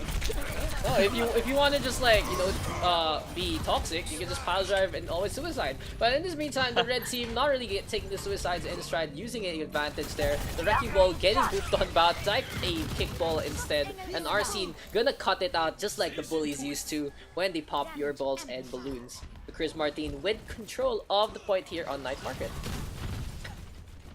Nanatsu actually close to having his primal rage, which would prove crucial in probably like the hole right now. Anaconda walking up by himself right here. Oh, Aspect actually goes for the deep dives on the support line right there. Pulling back, going for Stellus right here. Stellus actually juking 3 members of blue team away. Great play by Stellus there. Yeah, the wrecking ball going in, going out, trying to find a pick or two. Celsius though having the Reaper shotguns already ripping 2 apart. Oh no, that is a perfect disable there from Anacon, popping the shatter. Celsius just in front of them, executing them one by one. And that's the Reaper with 5 kills in a row. Let's just watch that one again. My ultimate is ready. Just look at how Celsius positions himself into the middle. The shatter came out, and just like presence there to Celsius, it's gonna be a quick little delivery from Anacon. So far, so good here for the blue team in their flip on Night Market. I think blue team right here should be looking to hold the point and use the nano Reaper out to catch someone off. Is that your phone right there that's ringing, or is that mine? Yeah, that was mine. My bad. It's set early. I always have an alarm for that time. Red team now getting 2 kills so far. Dragonblade is available, and Yaru gets picked off. Celsius in deep trouble. Raid form is gonna be out, but he might be a ghost of a shell there, and now he's gonna fall. Wrecking ball just rolling around, just trying to stay on the line, but the hamster finally running out of energy, running out of stamina. Red team getting the flip on back. This is actually a very close game here on Night Market. Oh crap, we get a DC. So what do you do about DCs? Yeah, we get our pause. So on DCs, what we'll do is we'll typically pause. We'll check with the player if the player is gonna come back. If he isn't gonna come back or his internet's down, we'll get one of our players from spectators to sub him. So if you're +1 player for next Pug and you get subbing, you still keep your +1. So that's the great thing about our Pug system right here. So we always ensure that we have subs in spec ready for you as well. So in case you get DC, don't worry about it. Just tell one of our admins, and we'll get someone to stand in for you. Yeah, Yep. so always ready. I'll make you champion. Well, these guys, I don't know. It's gonna be. Do you guys have a 1v1 system also in place for rivalries and stuff? That's always a thing in us when people actually like try to out toxic each other. It leads to a 1v1, which is really funny. We've had like dramatic situations. Both escalate and de-escalate due to 1v1. It was always fun, like, because our Filipino groups are very active on Facebook, and people argue in the comments, and then I'm like, oh, 1v1 na ba to? Tangin na. And there, you just do a 1v1 on deathmatch maps. We haven't got any 1v1s yet. I mean, we've had banter, of course, but we have never had anyone ask for 1v1 specifically so far. Damn. Maybe you should start it. You should make the 1v1 WTF Overwatch Pug 1v1 toxicity group. Actually, that was something interesting that we wanted to bring. Because in TF2, how we used to do it was that how the captains were selected in TF2 were that they would actually play medic, they would go mid, and they would attempt the mid fight. Yeah, we actually wanted to that. bring the system in, but we realized that that would waste too much time and that would be unfair. Because 1v1 Mercy isn't fun to watch, for example. no. 1v1 Mercy isn't anything special, and changing the heroes up just becomes unfair. So what if the players, for example, McCree main in the 1v1, the McCree main is definitely favored to win as captain, so we decided to take that system away in favor for, if it's the first part of the day, 2 fresh captains will be chosen by the moderator. If not, if it's a subsequent part, both captains of the current match will choose the next 2 captains for the next match. Oh, that's really cool. So, I remember, what was that called back in TF2? Like MGE or something? Like MGE, it was the 1v1 game mode. Yeah, that was really cool. I was terrible at that because I more or less one-trick spy. And MGE Spy isn't the best thing to watch. In the meantime, we do have Aspen CC rolling on in, dropping the mines like Christmas presents. Are seen though with a pickup onto one, and we see Ken switching on in. Yuris can take a little break, but I can handle this as we have the Valkyrie now from Anyaru, and it's gonna be a Nano Valkyrie, but this time apparently in the Singaporean scene, they don't whip out the pistol, and Anyaru using it for the extra healing instead. Can the Mercy get away from our scene? No, he won't. Kenley just going for a few more shots here and there, and I learned something new today. Apparently, you can change the name mid-game. I didn't actually know that. As the red team now getting the flip on, and the Doomf is gonna swoop on by. Sound Barrier is available. Stella's working on that Valkyrie as well. And Paper Bag putting the self-destruct on his, carry on. Kenley now looking for a opportunity to strike. It's gonna be Anaconda first out here for the side of the blue squad. Aspen CEC going for the setup with the pile driver, but no one's there to knock it down. Huge nano fire grenade there from Gensi. Gets to, can they push on in? Jimmy is forced to use a sound barrier early, and it's gonna be a shot now from Anaconda before he falls. Ken going for the combination, trying to get a shot there onto the Ana. Celsius on the net, switching over to Farah, and Nanatsu is gonna get blown up 2 bits by the rocket. Celsius gets 2 so far. It looks like he has a hot hand with that rocket launcher. Gets 3. Self-destruct from Paper Bag, coming it out with 2, bringing it out like a cat. Can Celsius get for a few more shots? Are seen now in a spot of trouble as the Farah still out in the sky, getting some free hits. Dragon Blade though is out and about, whipping it like a samurai, going for a few more shots. Play to learn is the first to fall. Kenley staying on to the point. The red squad win this out 100-51.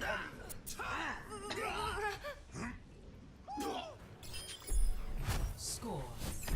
Dude, that was a very solid matchup there onto Night Market. Sadly, we did get a substitute from our captain of the red squad, moving over to Ken instead, and he played a pretty significant Doomfist, getting the combo on out, just making sure that Gensi wasn't able to stabilize his aim with the Ana.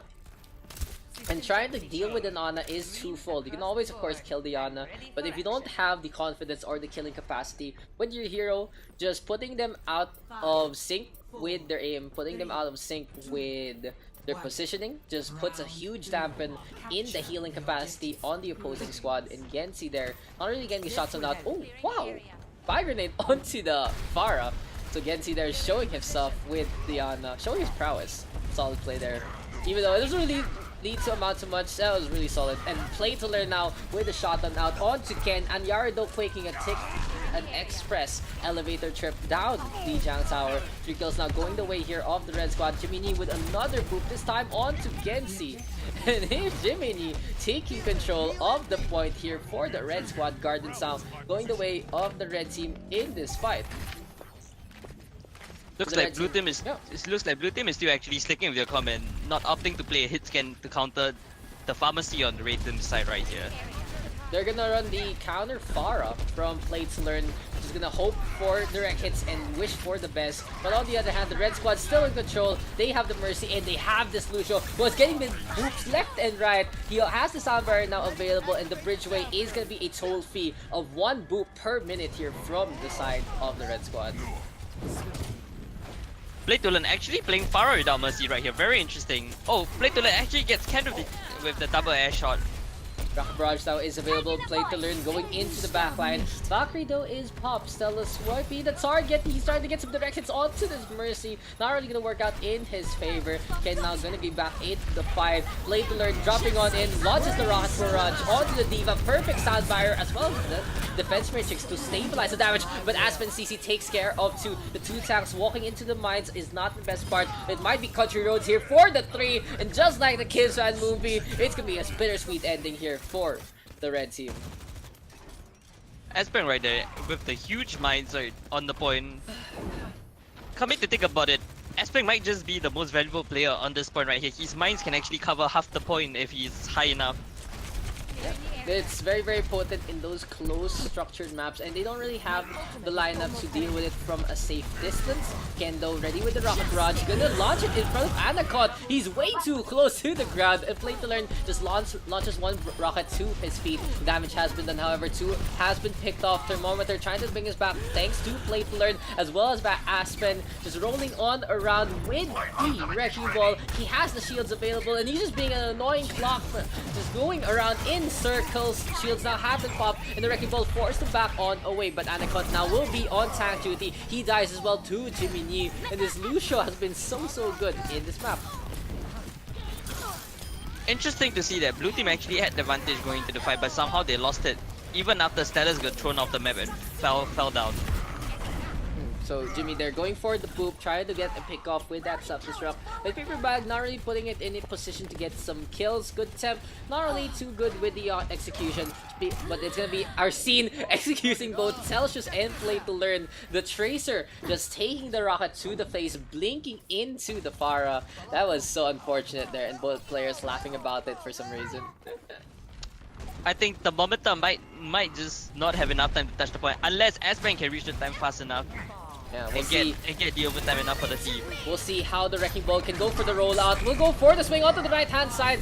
It's gonna be the Mura instead. So Anyaru just more or less walking on by, has the bait available, and now it's gonna be a contest here from the blue squad. RC getting a pick off onto 1. Spam Barrier comes on out. The red team now fills with some shields, and Ken will take advantage. Rocket Barrage on out. Anacott and Gensi first to fall. Play to Learn trying to turn this around with his own. He only gets 1. Nanatsu just giving a quick little shock onto those mines, onto this point. The control going the way of the red squad. Aspen CC going around in circles, but the Wrecking Ball forced to go for a quick little cash over time. And now has been popped. Pal Driver is there. Stella's in control, however, still staying alive. Here comes Celsius. Switched over to the Widowmaker, but had to go for the contest. Very questionable to use the Widowmaker in a aspect like that. 2 kills now going the way of the defense. That's gonna be a 3rd onto Anacon. Play to Learn just using the low ground here to try and stay alive. Self-destruct now onto the spawn, but it's not gonna get any kills because the rest of the blue team is either on the point or dead. Speaking of dead, the blue team losing all chances. The red team takes the win 3-0.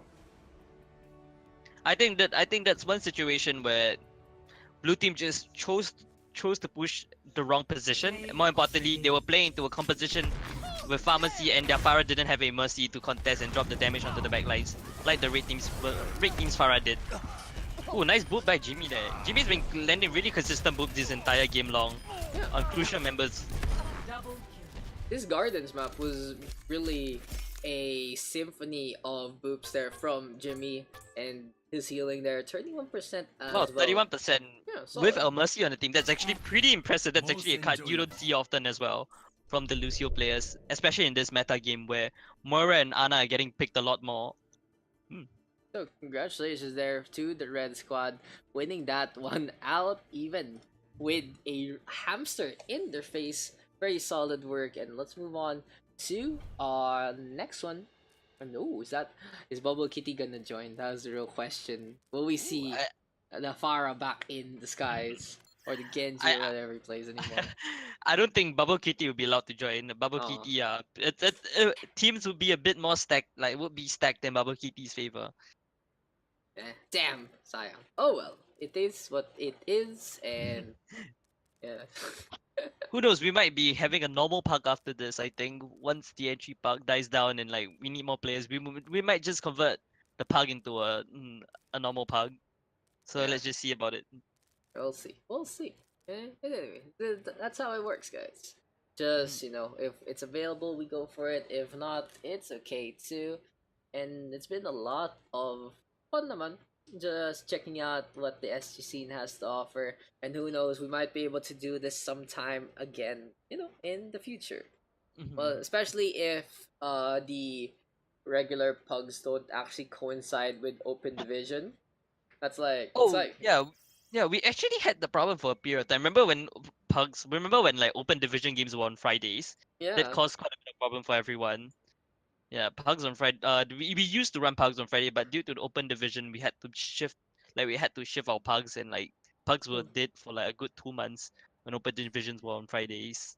That became a problem for us. It was Yeah, really yeah, weird. everyone scrims on Friday at this time. A lot of pro teams scrim on Fridays.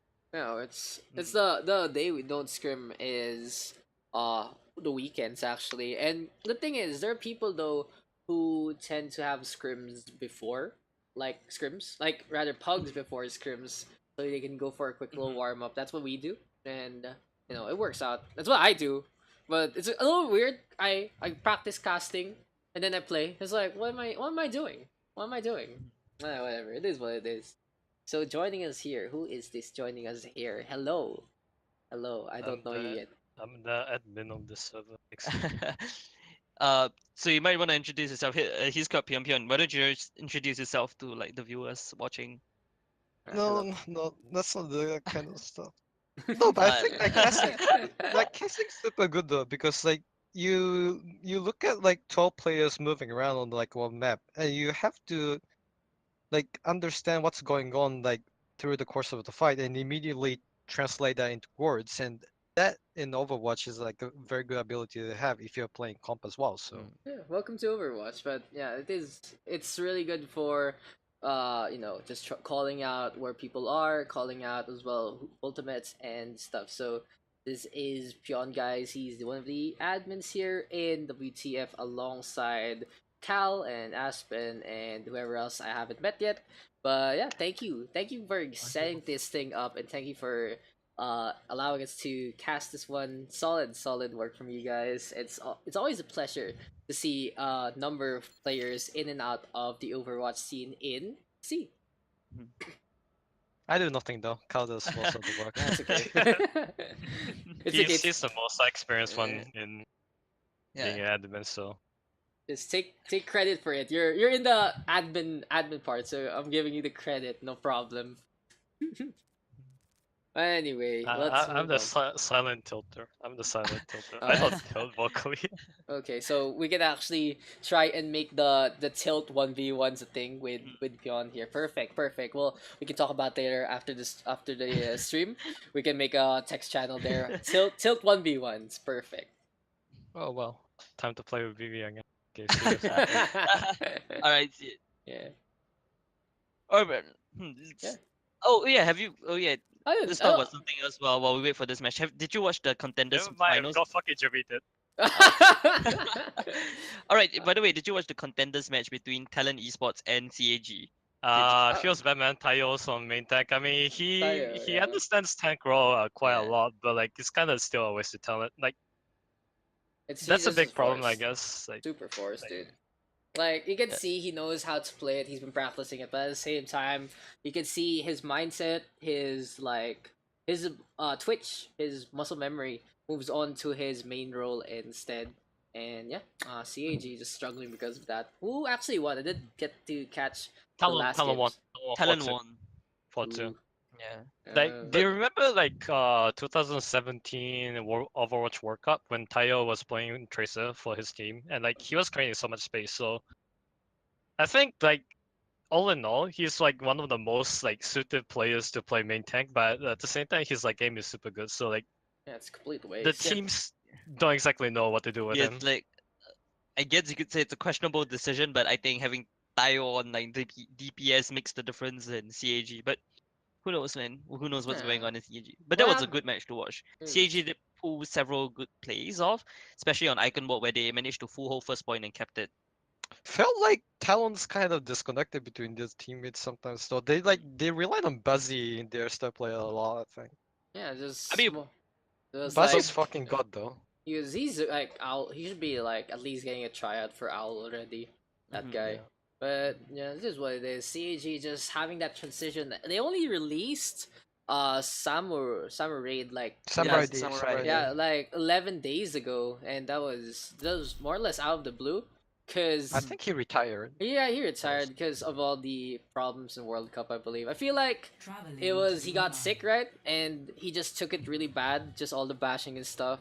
And I don't think so. There are people who just can't handle that kind of pressure, that kind of situation. They're like it turns into something from a game to something more stressful, and it's not about your skill anymore in the game, but it's your skill and how you handle things. It's how you transition into a work slash celebrity lifestyle.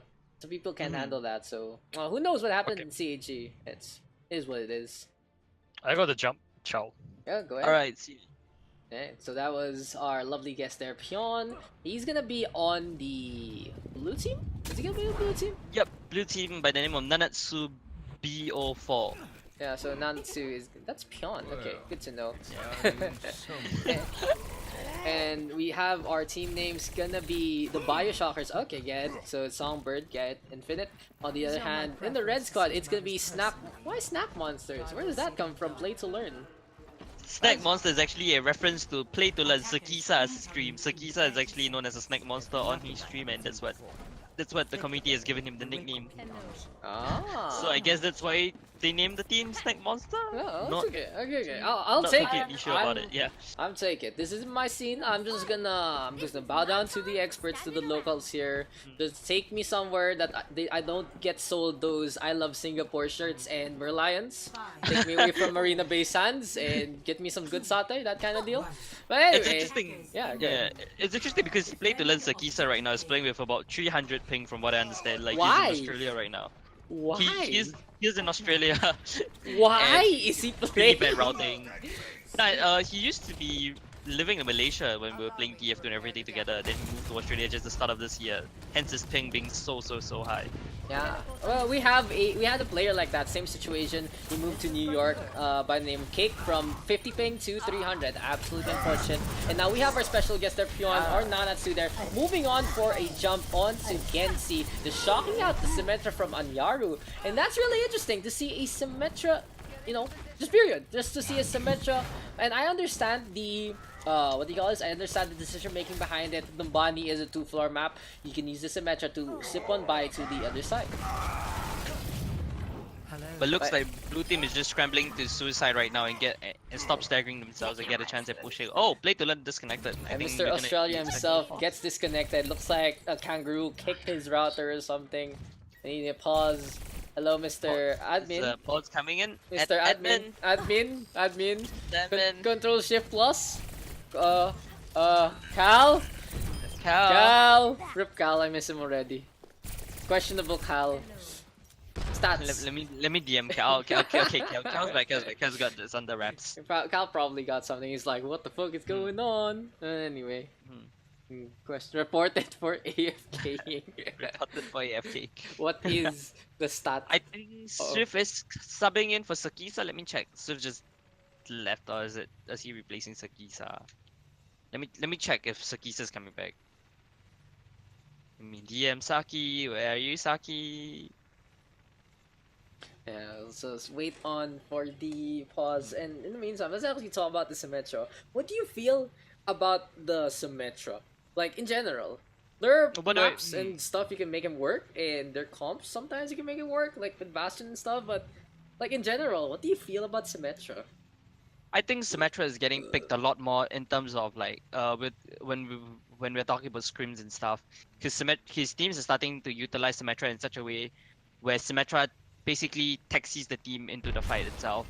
So one great strat that I've seen teams picked up is using Symmetra and Lunar Colony, where typically you will run goats and you attempt to walk your way onto point, right, when you're attacking, right? So now what teams that are playing Symmetra are doing on attack is that they're trying to open the teleporter from the middle and then teleport the team onto the first point of Lunar Colony without having to walk bottom left or top right, for example, so as the Rhine doesn't take spam to the shield. And that's one of the biggest strats I've seen so far by a lot of pro teams picking up. But Symmetra right now has a pretty high pick rate in terms of 2 CT maps, from what I understand. Yeah, like if you see contenders Australia, shout out to John Yall by the way. It was the Symmetra strat on Temple of Anubis, by the way. Shout out also to Sakisa Games, thank you for the follow. Mines are available now here too, Aspen CC. Josh does have the Nano Boost as well. 2 ultimates ready here for the Bioshockers, and they have been very on point with this defense, just keeping all that Adam here, just splicing on in. But Anaconda now looking for a poke, and interesting to note, Snap Monsters enjoying this this attack rather from the second floor. Anaconda falling onto the floor, and Celsius with the flashbang kill onto the teleporter. Apparently the teleporter has eyes, but whatever. Paper Bag now first to fall, Aspen CC putting the mines as well to fall. This is really the red team struggling on in. And after 2.5 minutes, I will honestly say the Symmetra not really working out in their favor. I really now swapping the Symmetra of a 90% outcharge to Hanzo right now. I think they're trying to get the Grav Dragons going on right now. Yeah, it's always. But looks like it's a bit too late. They only have 1 minute left on the clock, and Paper Bag are the only ones with outs up right now. Anacon's gonna get his pretty soon, and Ken is at 82%. I slightly disagree with that. Hanzo is an absolute beast in getting ult charge if you get all those storm arrows, so there is still a chance. A small chance, but still a chance. At least it's not like a Soldier 76 or something, taking too long to get those ults out. So it has to be Anyaru getting these shots out, especially those storm arrows, just even landing it onto Aspen to try and charge it out. He's gonna go for it. Look at that, 37% already. Aspen CC though gonna dive on in. Jimmy is the first to fall. The Bioshockers now in control without the Brigitte to deal with. Nano Boost is available, but Celsius coming out of nowhere with the hot hand. It's gonna be a thermometer bursting at the seams to fall with that dead eye. 10 seconds remaining. Anyaru falling. Ken doesn't even have the Graviton Surge. Finally gets it out, but this is gonna be a suicide play for the overtime. Gets it on out. Coalescence will be the combination. 1-for-1 trade so far. Songbird singing his last song. Overtime still ticking. Here comes Jimmy with the Brigitte, but we also have the Nano Boost now from Nanatsu, just trying to shock everyone. Aspen CC putting up the mines. Gensi just hopping on in like a ninja. Not gonna lead to much. Shatter in the middle, making a crack on the road, but that's gonna be it. The Bioshockers with the full hold here on Numbani. I think the big problem there for Red Team right there was that they had nothing to contest the opposite high ground right there, and Red Team wasn't able to walk in because Aspect was just creating a heck of a mess when they were trying to walk in. He would just power driver on them, jump on the supports, and then they will force the support to have to run away, or at least use their abilities early, prematurely, per se. Honestly, I feel like the Wrecking Ball is a solid pick against the Symmetra also. Besides the fact you can more or less go to one side of the teleporter to the other. When you go on the opposing team and they almost always bunches up for that teleporter, you get a substantial amount of shield charge. And by that I mean your health is ridiculously high with that times 6. And Aspen CC taking advantage of that, just bowling on in, getting the ult charge from the grapple hook as well. Mines almost always in play every minute. So the blue squad, solid defense in that one, and we'll see if the red team can full hold them as well for a draw. So I have a question, what do you guys do when it's a draw? What do we do in this? We just let it, nothing happens, we just take it as a draw because our stat guy Cal needs the draw to happen, so he will be tabulating the draw stats and we'll just move on to the next match, the next target itself. So like what do we do with players? You still go for the draft and everything? Sorry, they just go as per normal because the draw is still considered. We don't take. Oh, I mean we take draws, wins, and losses without anything. We just try not to tamper with the stats. Oh, okay, Because okay. if we play the draw out, that means So the it's not stats easy. are most likely going to be tampered with, and we want to keep the most accurate stats possible for Cal and his Okay. stat as possible as we can. I have found the best way to almost always get people to not play for a draw. It's called I kick everyone from the lobby who played in the game. And it's literally a Wild West clown fiesta, whoever can get into the game first to actually come back. That's how we handle draws in Overwatch. It's always funny, honestly. It's like whoever has the faster net or the faster computer. But anyway, the blue team now gonna come on in. Cal's like easy, draw is draw easy. Just gonna shuffle it between rounds. Yeah, exactly as Yuris explained. An ice wall though in the way from Paperback. I don't think that will make a difference. They're still rushing for the point right there. Nanatsu actually swings Paperback off the point. So blue team now just trying to keep control of this. The tank's already in position. Celsius keeping control of the boutique as well. Paperbag now going for the freeze, but he himself has to freeze himself due to the fact his HP really low. Anacon taking out Josh. We do see the red squad still in control of the top part. Gensi dropping on down. They get the D-Mech. We have the Riptide now from Ken. Can he do it? Yes, he can. Songbird falls to the Riptide. Nanatsu going for some swings, but the stagger is going the way of the red team in their favor. The blue team does get the charge on out onto Anyaru, and Nanatsu here just going for the desperation. D-Mech not really gonna work out in his favor. The blue squad now with a unsuccessful first push. The red team getting some ultimates as well. I think Paperback's out is gonna make a real big difference in the next push by the blue team right here. The May's out right here. I think it's big enough to block the entire point, and yeah, that's gonna be a big problem for the rest of the blue team because they have to be charging for the point. Yeah, so they do have 2 minutes and 30 still to work with. Nanatsu trying to be sneaky as well. Gonna go onto the right hand side. Spots up Gensi. Sadly misses the charge. Paperback now being healed up. And this is gonna be Gensi on the high ground so far. The Blizzard is gonna be held in check. Shatter comes on out. And Jimmy went for the sound barrier. He gets stunned up and taken down. Paperback for some reason falling into the abyss. Unfortunate, they're putting the May out of commission in this fight. Shatter though comes on out and Ken with a takedown this time onto Celsius. We have Anyaru forced to self-destruct due to the mines in position. Not gonna lead to any kills, so a little sloppy from both sides. Ken once again coming in clutch. Riptide there to change the fate of the red team to one that is more victorious. I think interesting right there. Aspen actually chose to use his out in the room behind the point instead of on the point directly itself. Might be a misclick, I think. I don't think Aspen actually planned for the out, but that might just cause them to push itself. Yeah, and honestly, no one taking care of the Riptire. Ken just getting to once again. That's the second time this defense that Ken has been able to hold with the Riptire. Even got the first pick as well, so kudos here to the Junkrat. Blizzard still available here for Paperbag. The Blizzard wasn't used in that last fight due to the fact the May falling off the stairs for some reason, probably slipping on their dress or something. Just wearing this Chao shoe or whatever it's called. It's really hard actually for people who aren't used to it. Not that I would know. I don't wear dresses. Hey. Hey. But I think the term you're looking for May's dress is Cheongsam. I think that's Cheongsam. I think Chaosu is food. Okay, now don't. Let's not talk about my ignorance real quick. Let's talk about the game. Aspen CC getting nano boosted up. It's gonna be a rocket barrage from Songbird. And after all that food talk, after all that dress talk, it's gonna be the Bioshockers going for a shock and all win. They get a team wipe and they get the full cap here on the first point. Well played by the tanks on the blue side right there to push the rest of the red team on the low ground to let Songbird get the perfect ultimate, catching 4 people in the corner right there. It was really cool to see with Ken there playing play game. It was just really cool to see the rocket barrage come on out and there was like a blizzard under him. It was like a last ditch effort there from the blue squad. It worked out in their favor. But this time, play of the game going to Ken, who has been putting the name Rip on the Riptire, sealing the fate of both Songbird and Josh there. But the red team forced to fold, and the blue squad winning that one out within the 8-minute mark.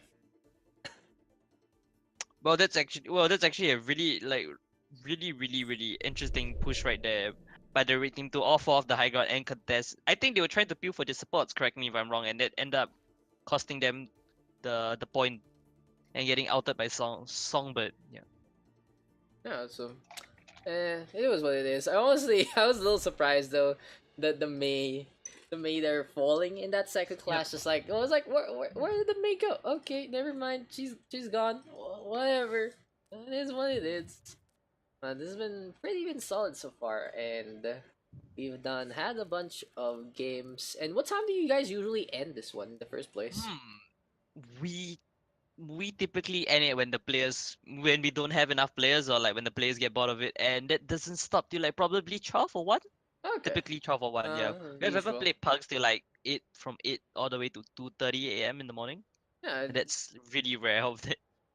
we've our worst one was like 6:30 to around 3:30 3 a.m. Yeah, a.m. Oh, I see. 6:30 to 3:30 a.m. Pugs for like 7 hours. It happened. Mhm. For in situations like that, when we're already at the point that we've done most of the maps, we people are like, okay, we have to finish this because it becomes a special VOD called a world tour, and it's just basically all the maps have gone. And the worst one, Ah. the longest one we ever did was a world tour.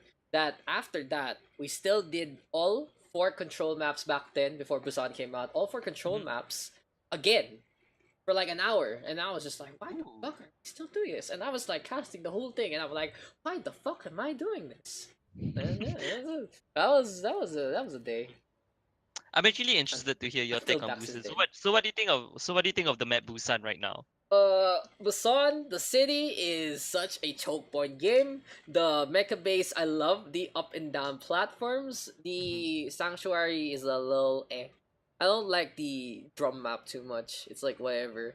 But the I think city map, I the think mecha the base are drum map cool. is interesting though. The drum map is really simple, like really Yeah, clean line of sights for Widowmaker players, I think. yeah, it's more of Yeah. for those people who like simplistic maps.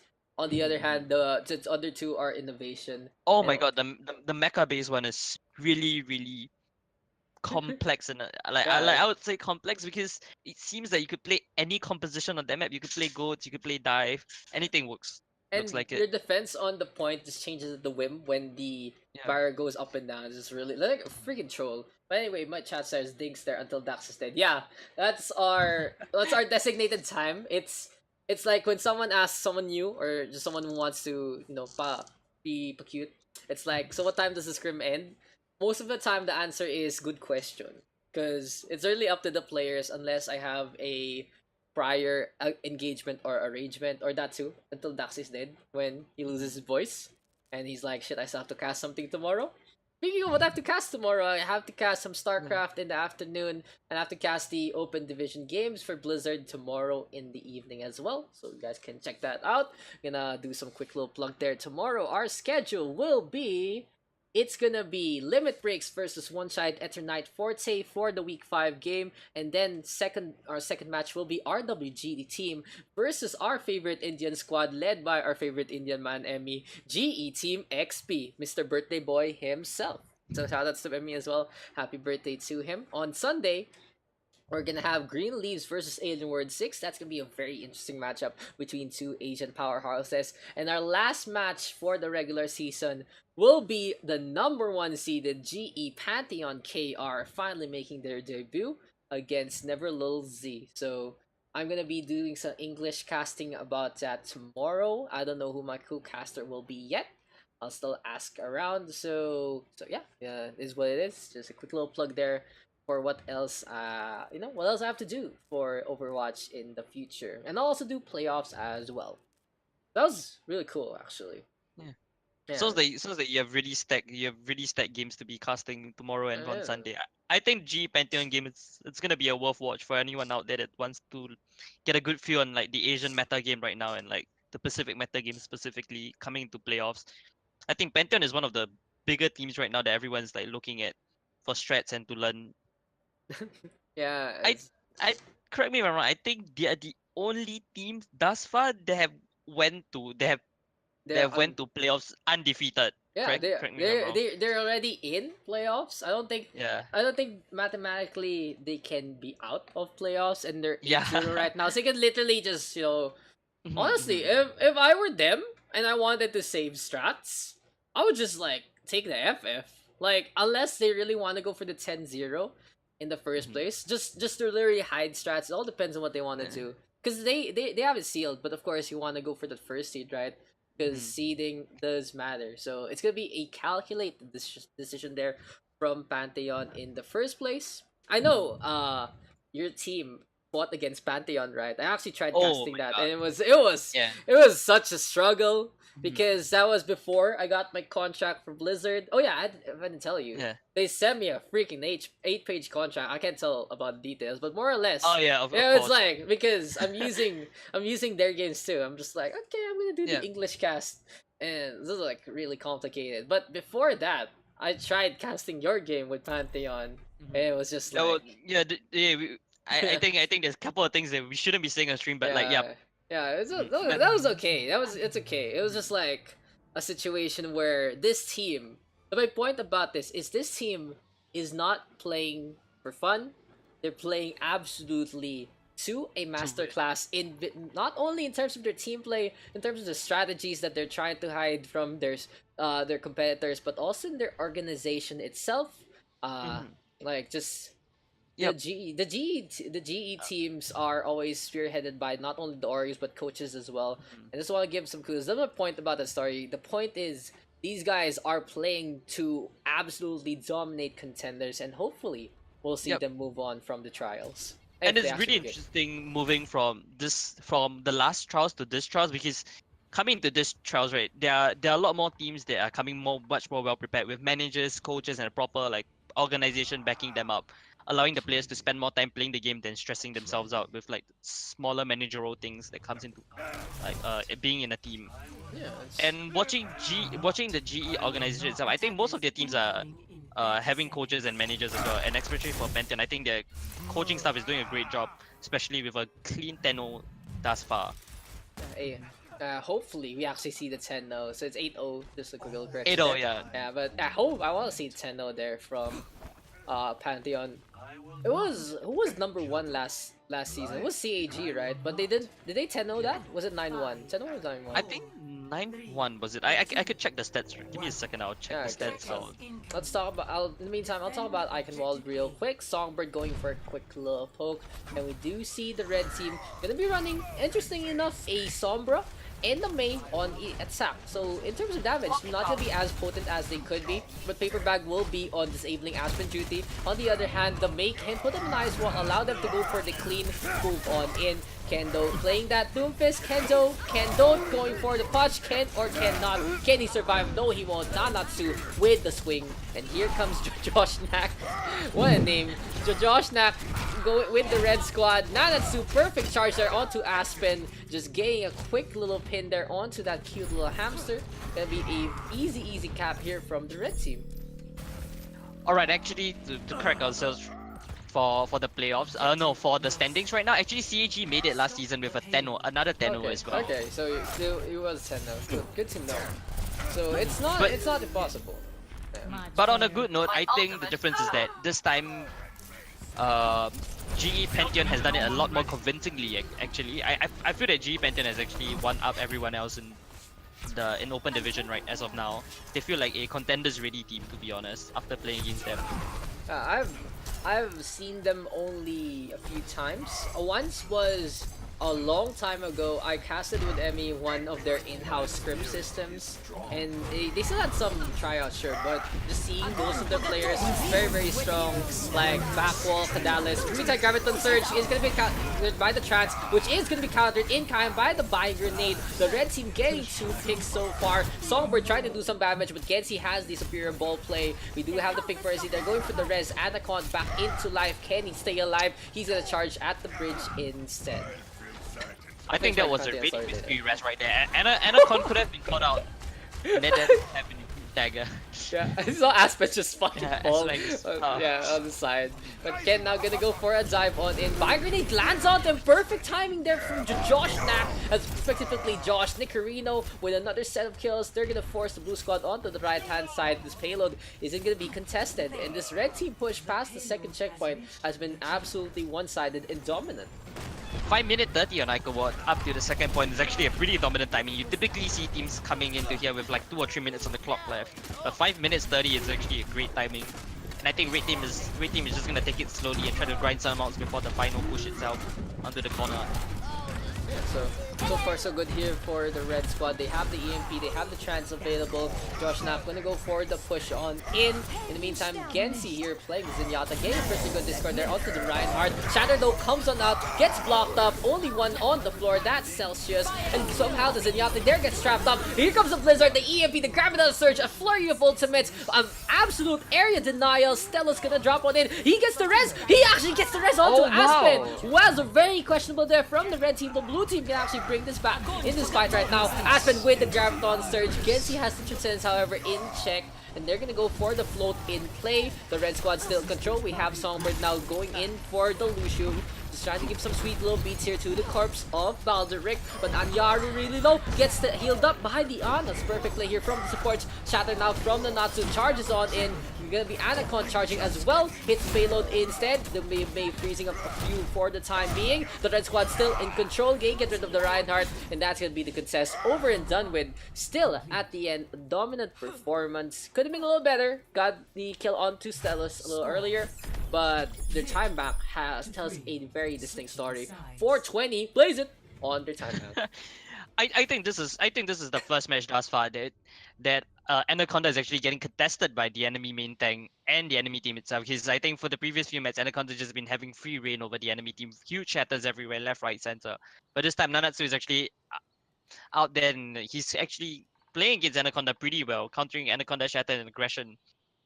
So good job to Nanatsu for holding it up against Anaconda. Absolutely solid word here from the red team and little Anaconda. Curse on chats like little Anaconda. Where was I in my Pantheon story? Oh yeah, the scrim. So about Pantheon again, I was like, who were the players? The DPS were scary. There's also Baffle. Kadalis, I think it's Kadalis was his name. Because all of them had these accounts that were obviously bought by GE. Because all of them had GE in their name. And I was like, GE in the name, yeah. God and some of them were like really low level accounts as well, like bronze bordered accounts.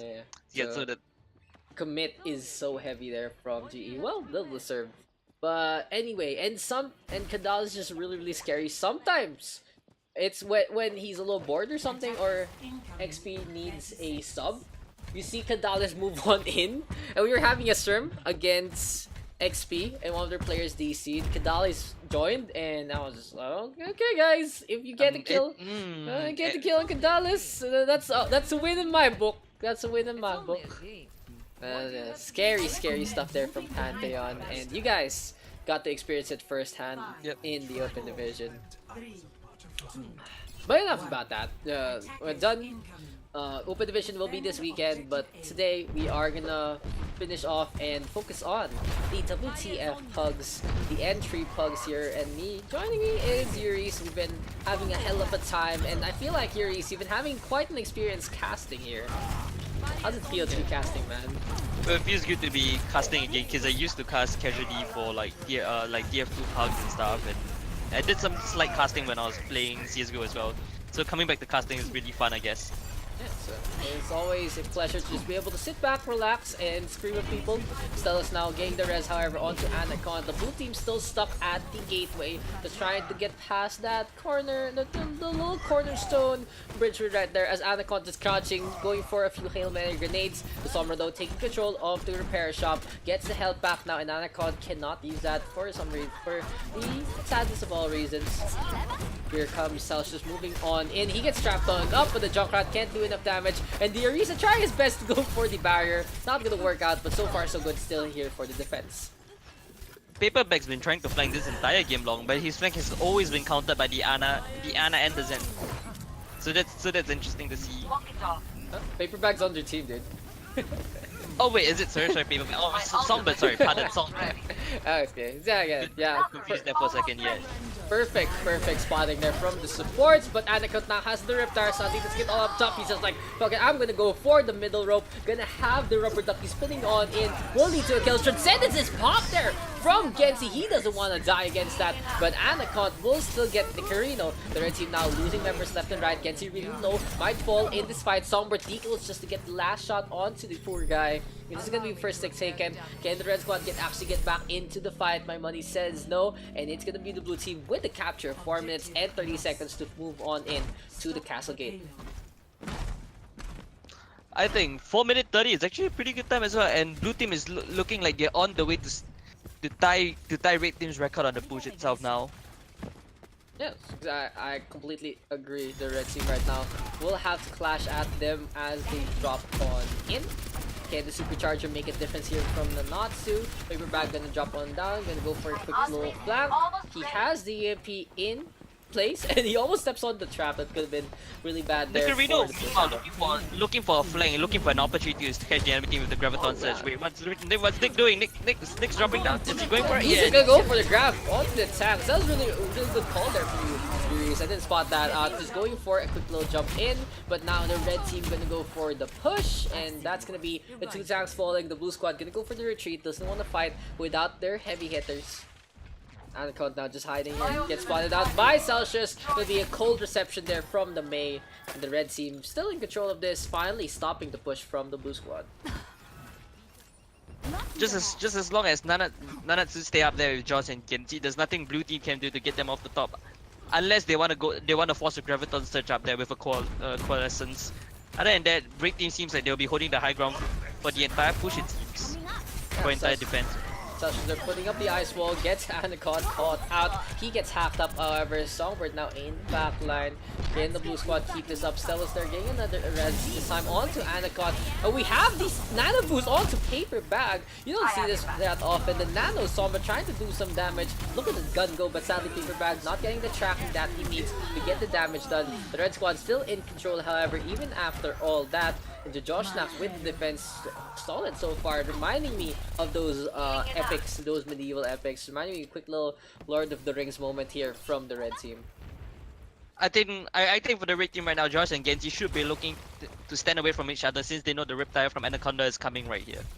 Yeah, it's always scary to have to deal with the Riptide. The explosive range is quite big, and you don't really have the heroes to break this. Thank you for the follow there. Flip stitch overwatch. Smart move by Josh actually. Josh actually walked himself off to the left side right here to get a better LS on the enemy team. Oh, lands a huge nade on Ken. Get that Ken.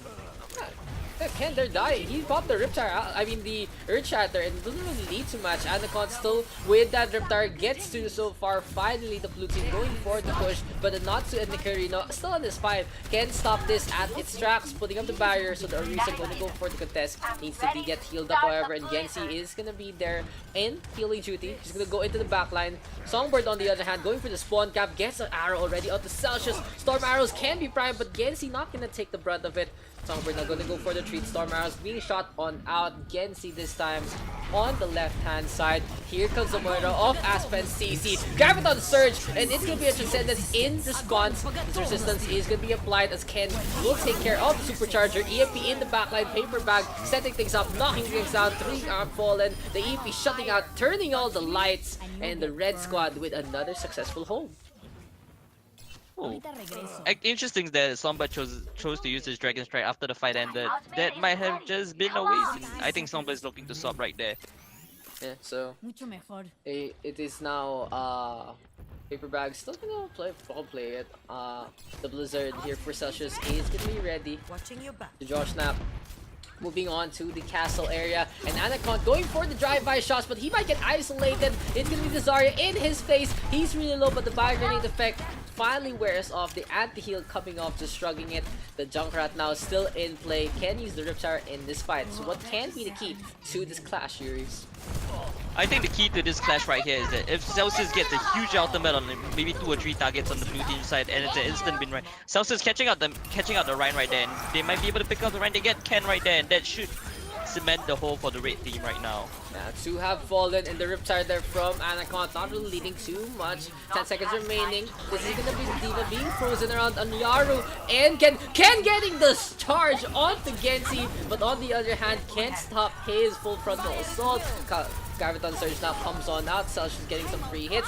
Josh falling into the ravine. But now the Diva getting frozen out. He gets hacked up as well. Stelos is going to be focused down. Can the hack still persist? Yes, it does. The baby Diva can't go for the self-destruct. Dragon Strike out of nowhere. Here comes the Junkrat to try and go for the contest. Oh, does Anaconda get this? I think they seem like they are forgetting Anaconda's on point as well. Oh, Anaconda gets one on point. Dragon gets another one on point. Yeah, oh, it's a little too late. a little too late there from Songbird. Anyaru complaining about the Sombra. Perfect hacks there, honestly, from Paper Bag. Just shutting down the self-destruct could have been a game changer in that fight. But the red team with a successful hold at the castle gates. Graviton Surge is gonna be our play of the game. Huge Graviton Surge actually. I think the dragon right here might have been a waste and could have been used the next time. Oh, that was the but that was the last clash, wasn't it? No, that was the clash before the last clash. Oh Yep. yeah, I didn't know at the time. The dragon was used. Good call. But it is what it is. And sometimes just like, oh, there's a grab. I want to go for the dragon. I want to. I want to make it flashy. It's always you want to take those feed kills from your Zarya. Zarya is always the unsung hero of many clashes, honestly. Is it another interesting thing to note is that typically you would be expecting Widowmakers to get picked on the second point of Eichenwalde, but in fact, no Widowmakers got picked this time. None of them stopped off to the Widowmaker to try to use the long line of sights, to get some crucial picks. That was actually interesting. I guess no one comfortable to run the Widowmaker in that fight. It's always that. Like, what's the point of using a sight line if you're not gonna get a kill anyway? that's a little about it. But anyway, that is what it is. How many games we gone? You can still go. We have a bunch of people still in playlist of the back over HPH.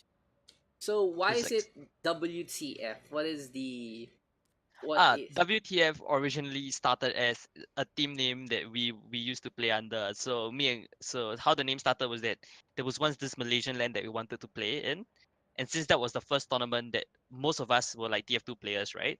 We called we called the team What's Team Fortress as a joke, like WTF, Instead of what the fuck, it's What's Team Fortress, and we went to the land, and then ever since then we have just kept the name with us. Yep. That's a since most of us came from TF2 and Cal used to be the head admin of Asia Fortress, the biggest Asian TF2 community. Yep. So that's how that name came over, and now we're just using WTF full time. Oh yeah, well it's your brand, whatever. It's like it's persisted because you guys are having some fun and bring people into the fold. At least it's something a little more familiar in the first place. And I love the name. Hi Pion, how's it going? I don't know. I think Nick on Zarya is a bit unfair. Nick seems really dominant on Zarya though. Nick's been getting really good grabs. Nice barriers as well from Nick. But honestly, I think the unsung hero of this entire match is Stella. Stella's been getting really nice reses without getting punished at all. Definitely that. You guys should kill that Mercy. Just that last clash inside the castle. It was like, okay, they're gonna win. Nope, that's a res. And nope, that's a res. Yeah, he res Espang, and Espang had Graviton Surge as well. Close things up. Almost turned it around there, but it was what it is. Solid plays there from that Stella's, right? It was the Mercy. Yep. Yeah.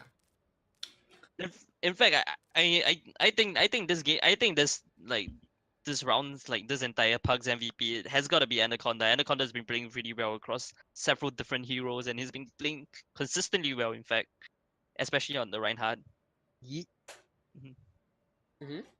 Actually, who's Anaconda? I actually haven't seen Anaconda. This is Anaconda's first time in the Pugs, Pion. I think so. Yes. Yes. Interesting then. Well, it's probably like it does. Just putting a solid probably a good first impression there from Anacon. He's been pretty solid with that Reinhardt throughout these games, having really good shatters, and now we have our usual draft. Just checking out what Anyaru and Viprag are gonna pick up in this game. So what else can we talk about, guys? One thing though, I don't think Sombra is that necessary on defense on Eichenwalde at all. Or is it? I think Sombra is meta everywhere now. It's just how good is the Sombra play Sombra, it kind of thing. Because a lot of pro teams have just been running Sombra because Sombra essentially conserves ultimate and builds ultimate at the same time. In a sense where but Sombra as a whole as a hero now has been more viable than ever before, even when you could use health packs to farm out. Especially with Hammond in the meta and Brigitte in the meta right now. Yeah. A lot of teams right now have been opting to play Sombra and then nano Winston. They just EMP and just nano Winston and like just use 2 ults to clean up fights. Listening to them. Sure, talk For about the Doofus Sombra comp, right? Yeah, That's Doofus just- Sombra has actually been really strong as well. That's Yeah. one of those compositions that higher tier teams have been picking up. Like if they get shit done, like can't really do anything because you Mhm. just. Mm-hmm. Oh boy, what the fuck is this fix? Oh, Pion is still captain draft, right? For this, or is it Yeah, admin yeah. draft? Captain It's draft, right? captain Yeah, okay. Captain. It's on. It's a bit big. Mhm. There you go. That's a picks and interesting. Alright, time to see some Smithra on my team. Yes, make it work. Make it work. I want to see it work this time. And yeah, we're gonna move on to our next game in just a bit. So, what's up? Woo! Xenofly is here as well. Woo! The big boys are showing up. Are these the big boys? Oh yeah, it's the biggest boy of Don't them all. belong here. Don't belong here. Stop bullying. Today's not the day. Today's not the day. Stop bullying. Stop bullying the entry guys. What's up? Alright, Yeah. channel. Yeah, sorry, right. See you, dude. We're gonna order some food. What do you want? What are we gonna order? We just ordered McDonald's. That was hours ago. Oh, what do you want to order? So guys, can you help me decide what to order? Did we order What do you- pizza? What are you getting for food? I'm trying to figure it out. I don't know, me and Claire here. So we, hey, Claire, say hi to Yuris. Yuris, say hi to Claire. Claire, Hello. Claire's my girlfriend. She's just chilling. She's been chilling here kanina pa. What should we order? Pizza raw, sabi ni Dings. I like the idea of pizza. Tangin naman Nico. Pizza. What kind of pizza do you want? Oh, the That's Nico. Yung Yeah, I baby know. boy. What kind of pizza do you want, Pepe? We have Pizza Hut, Shakey's, Domino's, Greenwich, Yellow Cab. What? Maybe should we just go for a classic Yellow Cab? Do you guys have Yellow Cab in Singapore? Or is that that's a Filipino thing, right? No, we have Domino's, Canadian, and Pizza Hut. Those are the 3 big pizza chains in Singapore. Pizza Canadian. Yeah. Canadian? It's I've so never heard of hard that. to eat. Pizza is so if you don't get like stuffed crust. Yeah. Like some places I've been to SG, I've also been to Macau, and Pizza Hut is a little more fancy. What But episode here did in we the do? Philippines, you know how much Pizza Hut is? Like the cheapest one. It's like a How much freaking is it? dollar. It's like a freaking Wait, what? dollar. Wait. $1? Like, is No. it a slice it for a some- dollar, or is it a pie for a dollar? Like a Like full a pizza? pie, like a personal pie, like a 6-inch pie for $1. Can we just Wait, order normal? Wow. Yeah, that's it- why it's like Pizza Hut is like the cheaper thing for us here, and everything For, else is like, more expensive. When in Singapore, Pizza Hut is what the rich people will get for pizza. You know, like they're like really expensive. Yeah, Then that's what comes it's. Domino's and Canadian. They're the same. Yeah. What's Canadian? Can you tell the viewers? what Oh, Canadian okay. is, what So we choose? Canadian Pizza is like a chain pizza franchise that they have in Singapore as well. They're considered one of the cheapest pizza in Singapore. It's basically like a 1-for-1 kind of thing. This is what the selling point is. So essentially, they pride themselves on being cheaper than every other pizza brand there is in Singapore at the moment. Oh, yeah, that's. But what- I think everyone in Singapore gets That's Domino's pizza. Yeah, because Domino's actually left our country for a while, but it just came back recently. We tried. No, I don't think Domino's delivers here, which is the saddest thing because I Why? love Excuse Domino's. No, there's like it's like, let me just explain something to both the viewers and to the Singaporeans here. So in Domino's we have online ordering, and there's this huge ass yellow circle that says you can order from there, and we're in that really small white dot in the middle of that yellow circle, so we can't order Domino's, which is the worst shit ever. So I wanna cry, I can't buy Domino's. Let's get Yellow Cab or Shakey's, just pick one. Anyway, let's go into our game. Well, enough pizza talk. Where are we? We're gonna be on Ilios. Do they have pizza in Ilios? That's a real question. Thinking. isn't Ilio like Greece. Greece? Yeah. Oh, yeah. Little isn't it Greece Caesars, pizza? Yeah. dude. Yeah, okay. See, it's gone full circle. All part of the plan. Perfect casting right here. You know, that mid game conversation kind of thing. Let's go Perfect back in- transition. Yeah, let's go into our game. It's gonna be the blue team with the initial capture. No real fight going on. This is the red team's like, nope, we can have the point. Okay, sure, we'll take it. Natsu out in front of the building, just trying to go for a few shots here and there. Ken also in the back line playing this chaser, and look at the team name, Katy Perry, because maybe you're a firework paper bag. Plastic bag. It's a little bit of a stretch. Honestly, if his name was Plastic Bag, I would get him more. Yeah, so, we have the Nano Boost right now going the way of the Carino. He just tears apart the Natsu. The Roadhog taking so much damage, and Stella's gonna go into the hole. The red team getting the flip in this fight.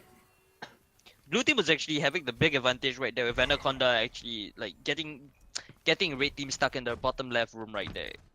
But looks like red team actually managed to force it across using the Nano Boost from Diana. Yeah. So the red squad now holding on to a pretty interesting position. Paper bag up on top. So this is what you usually do on the dive here. Just come out of nowhere, headstrong, just put some fear into your opponents. Paper bag now leaping off the barrier, just dropping it down, giving a quick little shield there to his team. Songbird the first to take down the Pharah. Like his namesake there, Deadeye is available here for the Katy Perry squad. And Anaconda gets a flashbang, gets taken down. Pulse bomb as well onto Anyaru. Now we have the Transcendence forced out from the side of Omni, and the red team still in control of this fight. Cheeky res by Stardust right there, resing using the well right there while she was Valkyring to get the res off out of LOS of the rest of the enemy team. That's honestly top tier Mercy play, guys. One of the tips for Mercy players is you can move around while you're resurrecting, especially when you're in Valkyrie mode. You can still move around without Valkyrie by just a little bit, and you can use the corners. You can actually hide of line of sight. And while you're using the Guardian Angel, you can drop down. I myself don't do that because I hate playing Mercy, but I've seen a lot of great players do such a thing. Now the red team... Why is the red team giving up the point? And self-destruct will be the name of the game, and it gets Celsius! Did you see that? The self-destruct was up on top of the lighthouse, and it still gets the Pharah. Now the red team bringing it back. A little cheeky play there from the red squad, just giving up the point to take it so quickly. Oh, thanks for the raid there, Gibbs. So, congrats about your scrim. So, just a quick little reminder there to you guys. Gibbs does host Filipino scrims as well on Friday. So, thank you for the raid. And this time, this is the Singaporean community we are featuring in our stream. Well played right there from Paper Bag. I think Paper Bag's been getting really good setups. Setting up the enemy LOS, it's only coming in when his team is on the same page as him. Getting a lot of value on Winston and not eating much of the heals from his spot. Yeah, so smart play right there from Paper Bag. Paper Bag going for twofold play, using the health packs when he can, being in these positions that he doesn't actually tank up the Ana healing. Very solid play from the Winston, and that's gonna be the red team taking control of Ilios quite easily. I think it was interesting that the blue team didn't choose to change up the team composition. Playing a slow com on well, it just isn't the right thing to do. You're just gonna get out spam, you're just gonna get out rotated on, and more importantly, you're just gonna get choked really hard, especially against a Diva and a Pharah right there. Yeah, so just quick little shout out there. Thank you to Kat, Kura, and Gibbs for participating in the Gibbs raid, and thank you for the raid from Gibbs. Now we are gonna move on to Lighthouse. What are the switches here from both sides? We do have a Genji now here from Ken. Kerr's gonna be on that Brigitte, and oh, it's gonna be Nanatsu on the Tracer instead. Not really gonna be on the what do you call this? Not gonna be on Tack Roll anymore. Interesting. Looks like they're planning to play Brigitte as the off tank right here, supporting the right hand as he pushes up. Thanks for the follow there to Sarsi. The Natsu in the black line once again. Gonna be the control point. Gonna be activated. The red team taking control already as Joss gonna be on this Ana. Celsius with the pick off onto one. Anaconda going for the fire strike. And Celsius here with the kill onto two. Gonna be a charge on in from the tanks, however. And the red squad just going for the contest for the time being. Josh really gets a Panda Hammer and a hammer itself to the face. The blue squad now with the initial capture of the point. Red team for a second right there seems like they had the advantage, managing to corner like blue team on the point and forcing them to use abilities as they got onto the point itself. But looks like they weren't on the same page and they weren't able to clean up the point. So Katy Perry here waiting on for an opportunity to strike. Songbird switching over to the Soldier 76 and looking at the positioning here from the blue squad, just taking control of the middle area, just keeping an eye on the cafe as well, or rather the fisherman's shop. The cafe is on the left side, but the blue squad now just scattering around, doesn't want to get clustered in by a buy grenade or maybe even a self-destruct. The red team now moving on, and here comes the Natsu. Just gonna blink on by, getting a few shots in, is gonna back off. Anna, are you okay? The Natsu, are you okay? Nanatsu actually bought a good 10% for his team right there, picking Diana off with the Pulse Bomb right there, allowing his team to, you know, get into the positions they need for this forward cell. Great work by Blue Team, but they play really tightly and next to each other. Oh wow, but Paperback gets the nano and it's gonna go wreak havoc in the back lines yet again. Paperback chasing the supports right now. Perfect turnaround play there from Paperback and, well, Josh himself just putting out the nano boost, keeping the Winston alive. Already now trying to get control, but they still haven't had it. Chris switching over to the Wrecking Ball, gonna go for the last minute contest, but he's gonna be way too late, focusing on to Paperback instead. But the Blue Squad can force this out. They have the Wrecking Ball now into play. Perfect sleep out and focus fire there from the Red Squad. Gets rid of Curse. Now we have the shatter from Anacott. He's gonna get moved around and taken down. 2 for 2 trades so far on Yaru with that coalescence, but it's gonna be an angry monkey in his face. Paperback now coming out of the bag, trying to do some damage. Self-destruct up on top. He doesn't get the shot in. That was very ambitious there from the Diva. Dragon Blade now is out and about. Ken going for some swings. Stelos and Celsius forced to fall. Ken getting the blade he needs, getting those Swift Strikes out and about as well. So the Red Squad will be able to hold on to this. Blue Squad should be looking to regroup right now, looking to fall back. Oh, Chris actually fell off the map. I think he was going to go for a grapple right. Yeah, he was going to go for grapple and he fell off by accident. Okay. Questionable there. Unfortunate. But you saw that self-destruct from Nicarino, very ambitious from the guy. Literally playing some basketball with the mech, trying to shoot it into the point, but doesn't really get some. But the Red Squad still in control for the time being. Deadeye is available. The blue team gonna move on with the push on the Songbird, and Josh ready with 3 ultimates. The Transcendence can be used to counter out the oncoming attack as well as the mines, because can just walk over the mines with that Transcendence actually. Hey, what's up? Order what everyone thinks. So what are you getting from pizzas? Have you guys made up your mind? I don't even know yet. So the red team now knowing how to keep control of the point. We're just gonna try to get a 2-for-1 deal. And in the meantime, the red team already has gotten a 4-for-1 deal in this fight. 30 minutes or is free, or in this case, 100% or your control point is free. Nana boost now on to Songbird. Tactical Visor used up as well. Good movement there from Chris to just roll on by like a ball. Just like the desert. The things in the desert, whatever they're called. The tumbleweeds there. Poson now comes on up, and Nanatsu gets a pick up on Josh once again. This might be the turnaround play, and Celsius will follow it up with a Deadeye 2-for-2 so far. And Zombie now flashbanged up, taken down from McCree, getting position to pop off, get those shots, pop some heads. Ken gets the deflect out. He wants to go for the Dragon Blade. Will he use it in this fight? So far, he's gonna hop onto the med pack instead. That's gonna be a point being conceded to the Blue Squad. I think it's all. I think it's pretty alright that the Rhine Club actually isn't taking ground despite seeing Paperback jump away. I think that's one thing that the Rhine needs to do a bit more from the blue side, is to take ground when he sees Paperback using his jump to get off. Whoa, Ken pulling an early Dragon Blade. I think. Wait, Ken misclick. Yeah, Ken definitely misclick right there. I don't think he meant to put the Dragon Blade out. He himself looked very surprised about that Dragon Blade. Celsius already knowing who it come from, getting the flashbang on now. The Genji in dire straits. Oh, the self-destruct almost gets shot in this time. That's like when you're in those parlor games and the ball just rolls around the rim. The Wrecking Ball now just going for the roll around instead. Paperback going for the fist as well. There's gonna be 2 picks going the way of the Red Squad so far. And Yaru forced into the corner. Goodbye, the Reinhardt. Goodbye, the Mercy. So the Mercy gonna go on back. Pulse Bomb doesn't get much. Nanatsu, a one-man army. He will fall like all heroes do. The Red Squad now with a 2-0 win here on Ilios. Oh, 2-0 advantage, rather. 2-0. One big mistake I'm starting to catch with the entry park players is that they're not punishing the Winston and Divas enough. When the Winston jump or when Diva jets, you know, they're not taking ground enough when they see that happen. Especially on the Rhine comp, you know, they can start taking ground when they see Winston starting to jump back or Diva go back to Pew. That was one of the mistakes Anaconda was making right there. Anaconda wasn't pushing for more ground when Paperback was jumping back to bubble his own soldier earlier in the fights. So that's one thing I think Anaconda could be looking to do. Oh, looks like Anaconda is actually swapping off to the Winston, and Chris is now on the Diva, and they're playing a full dive comp with a Widowmaker.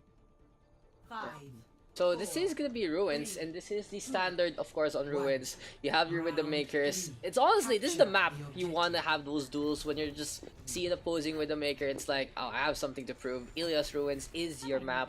The sightlines in this map has been impressive. The covers as well. Just so much variety here for both Widows. And Songbird starting things off strong with a pick off there onto Anyaru. I think red team should be looking to push right now with the one pick. Stella's Stella's runs Rezus and Yaru again, uncontested and unpicked off yet again.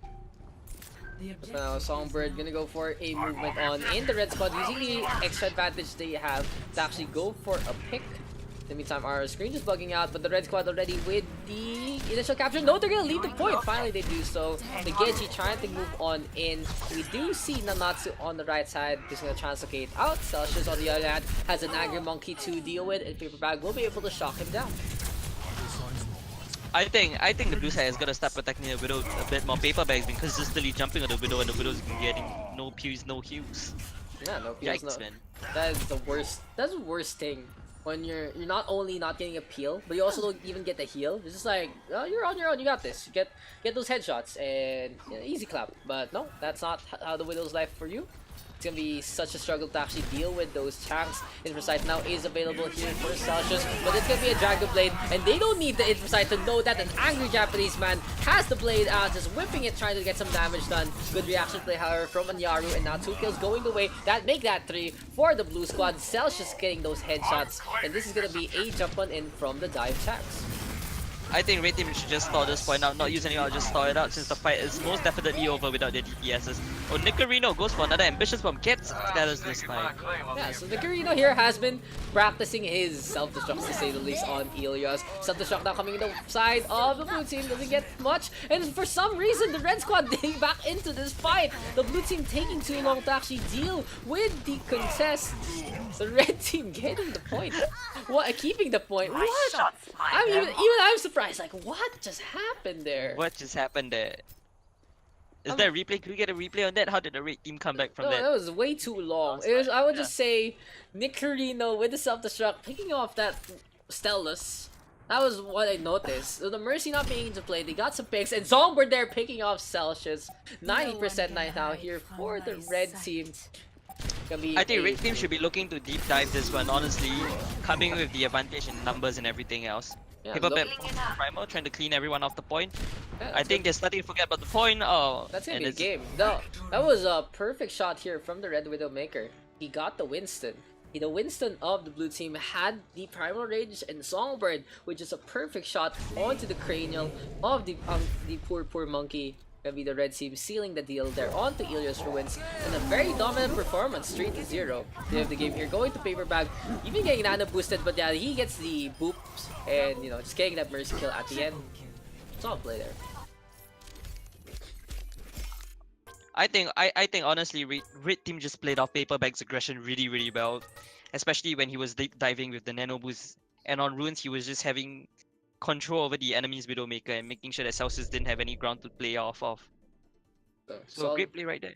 Solid work from these guys. And I'm actually gonna just fix our order, so I'll be right back. If you want, I'll leave the floor to you. I'll leave the floor to you, Yuris. You got this. No, I'm gonna hit to the washroom as well. I've been drinking too much Coke. So yeah, give us a sec, guys. We'll be right back in just around 3 minutes. So stay tuned. I think we still have a few more games going your way.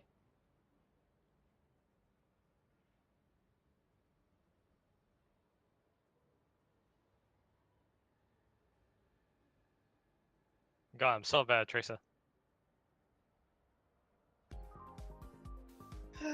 Okay, yeah. Lum.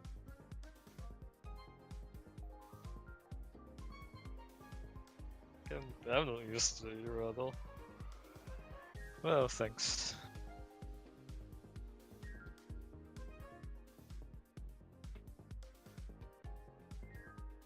Up your followers count. I will follow your stream. What's your stream?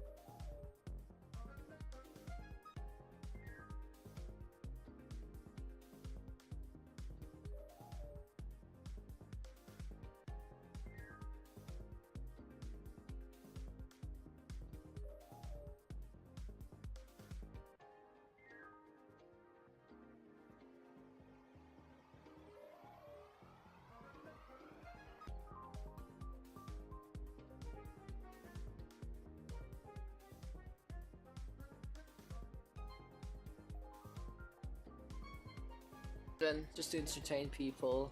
So we Gucci. That's cool. We got some We got some, what do you call this? We got some pizza bianca. We got some classic cheese. And thank you for the follow there a while ago to Sarky. I didn't get to notice it a while ago. Thank you to Sarky. And we're just waiting on for the next game. We also have Yuris here just taking a quick little break as well. And for some reason, we have our big guns. It's gonna be, so if you guys don't know these people, mostly Team Singapore. There's Cup, there's Fly. I don't remember Fly's. There's Bubble Kitty. But these guys, top tier players in the Singaporean region, and the WTF also have scrims for their Excalibur. They also have these. This is the lower tier one. This is the entry level kind of scrims, and on the other hand, they also have a. They also have the Master, Grandmaster, and above for more competitive players as well to practice around the community. All those Singaporean scrims, okie dokie. Yeah, dude. Wala lang. This was actually very last minute. It was just like, hey, you want to do this? I want to do this. Yeah. And I was like, let's do it. Okay, it is what it is. So it's been fun so far. It's been pretty chill, and I've had Yuris here coming back out of casting retirement to try his hand in casting once again. Been pretty cool. He's been telling me about the background of the WTF community as well, and at the same time, it's nice to be able to showcase another set of players, especially of a similar region. So for you guys who do want to get better in the PH region, these are players you can actually maybe scrim against, or like, you see them in open division, or those other tournaments as well. Anyway, it is what it is. It is what it is. We'll waiting on, and I don't really have much to talk about. Just open division stuff. This WTF, they're only over community in Singapore. I know there's more. Yes, WTF is one. There's also Grand Bronze, Sila Marin. There's also the SG server itself from Overwatch Singapore Facebook group, but that's a little more casual. So yeah, there's a bunch. We're friends with the Grand Bronze. We're friends with these guys at WTF as well. I think this is a little more hardcore. This is a little more serious. Thank you for the follow there to Kion. You've been playing pretty cool, and I enjoy you hopping on into the channel as well. But yeah, so WTF is one. I worked with Cal back then in the GE XP Cup. The stats and everything. Daks din na tayo nagka-podcast. Ganun talaga. You're always busy when stuff comes out, so it's like, oh well. Such is life, man. We'll see. Hopefully in the future. We can always do it in the scrim. People don't realize this, but I'm always willing to have co-casters in the scrim just to chill anyway.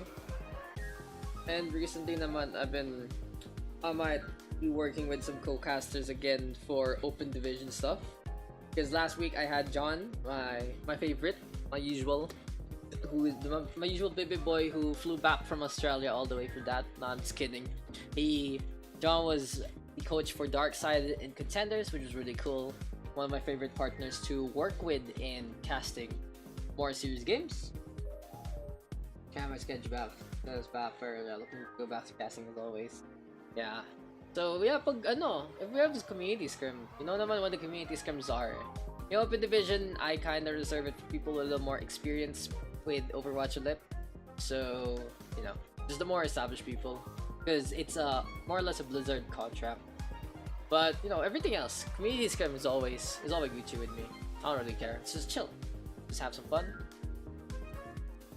And in the meantime, gonna be Stelis and Songbird are team captains. Just waiting on for these guys. Babe, you have money ba? Okay, Gucci ah. Oh, I don't. Okay, here, have some money. Wait, you might wanna catch this. Diba 601? Have a piso. Have a piso. Give them a piso. Did you only say change for 1,000? What are you doing? It's an underhand throw, yo. We need more casters, bro. Huh? What are you talking about? Overwatch casters are kinda scarce. Everyone and their mother are trying to do it right now. Let them be. Just join on in. I suggest to people who do wanna cast, just do it. Whatever. Just do it. It's not. That is an absolute. That is the completely 180 thing that you're doing right now. Well, besides me, the Overwatch community has these people who can be casters. Oh fuck! I almost hit my mic. And who are casters, both active and inactive, like you. There's you. There's Dodge. There's also the Micro, Deso, whatever. The Mix. There's so many people who can be. And at the same time, there's the QS guys. There's Gibbs right now who's practicing it as well with his scrims. So there's always people who are trying to get into casting, and yeah, whatever. If that's what people want to do, and yeah, that's what people want to do. It is what it is. What the fuck? What the fuck? Bubble Kitty And Xenofly. and Xenofly? Okay, Wait, we're what's getting going on? Wait. our All big right. boy casting pants in. No more entry players. No more entry players. Okay. Okay, we're gonna cast seriously now. Let's go. No, okay, so the camera will be focused on 2 players. It's gonna be this guy over here, Incipients number 1, and this guy number 2, Incipients number 2. And this is welcome to Contenders Trials. Overwatch Contenders Pacific. I'm your host Daks, so joining me is Yuris. Oh my fucking Right. god. Did we just transition midstream? Yeah. Oh my god. We just did actually. Okay, so sure. Go ahead. Okay. Alright. Sure, guys. It's not. So we have a really stacked lineup coming into this match, man. Bubble Kitty and Xenofly, 2 of our highest rated players in the Pugs so far, and I think they have one of the highest win rate. I mean highest pick rate, sorry. Both of them. Yeah, So this is definitely gonna be interesting. no, dude. I saw the stats a while ago. Bubble Kitty is just like 1, and then like Swift. Actually, Yeah. let's whip it out again. I'll whip it out in the meantime. I'll look for it. So you intro the players who are coming on in. Alright, so in case you guys didn't know, Xenofly is probably the most renowned Diva 1 trick in the Southeast Asian region. In fact, I think at his peak, he had 3 or 4 accounts, 3 or 4 Grandmaster accounts, just 1 tricking Diva. And they're both currently playing for Team Incipient, Xenofly being the team captain and Bubble Kitty being their DPS player right now.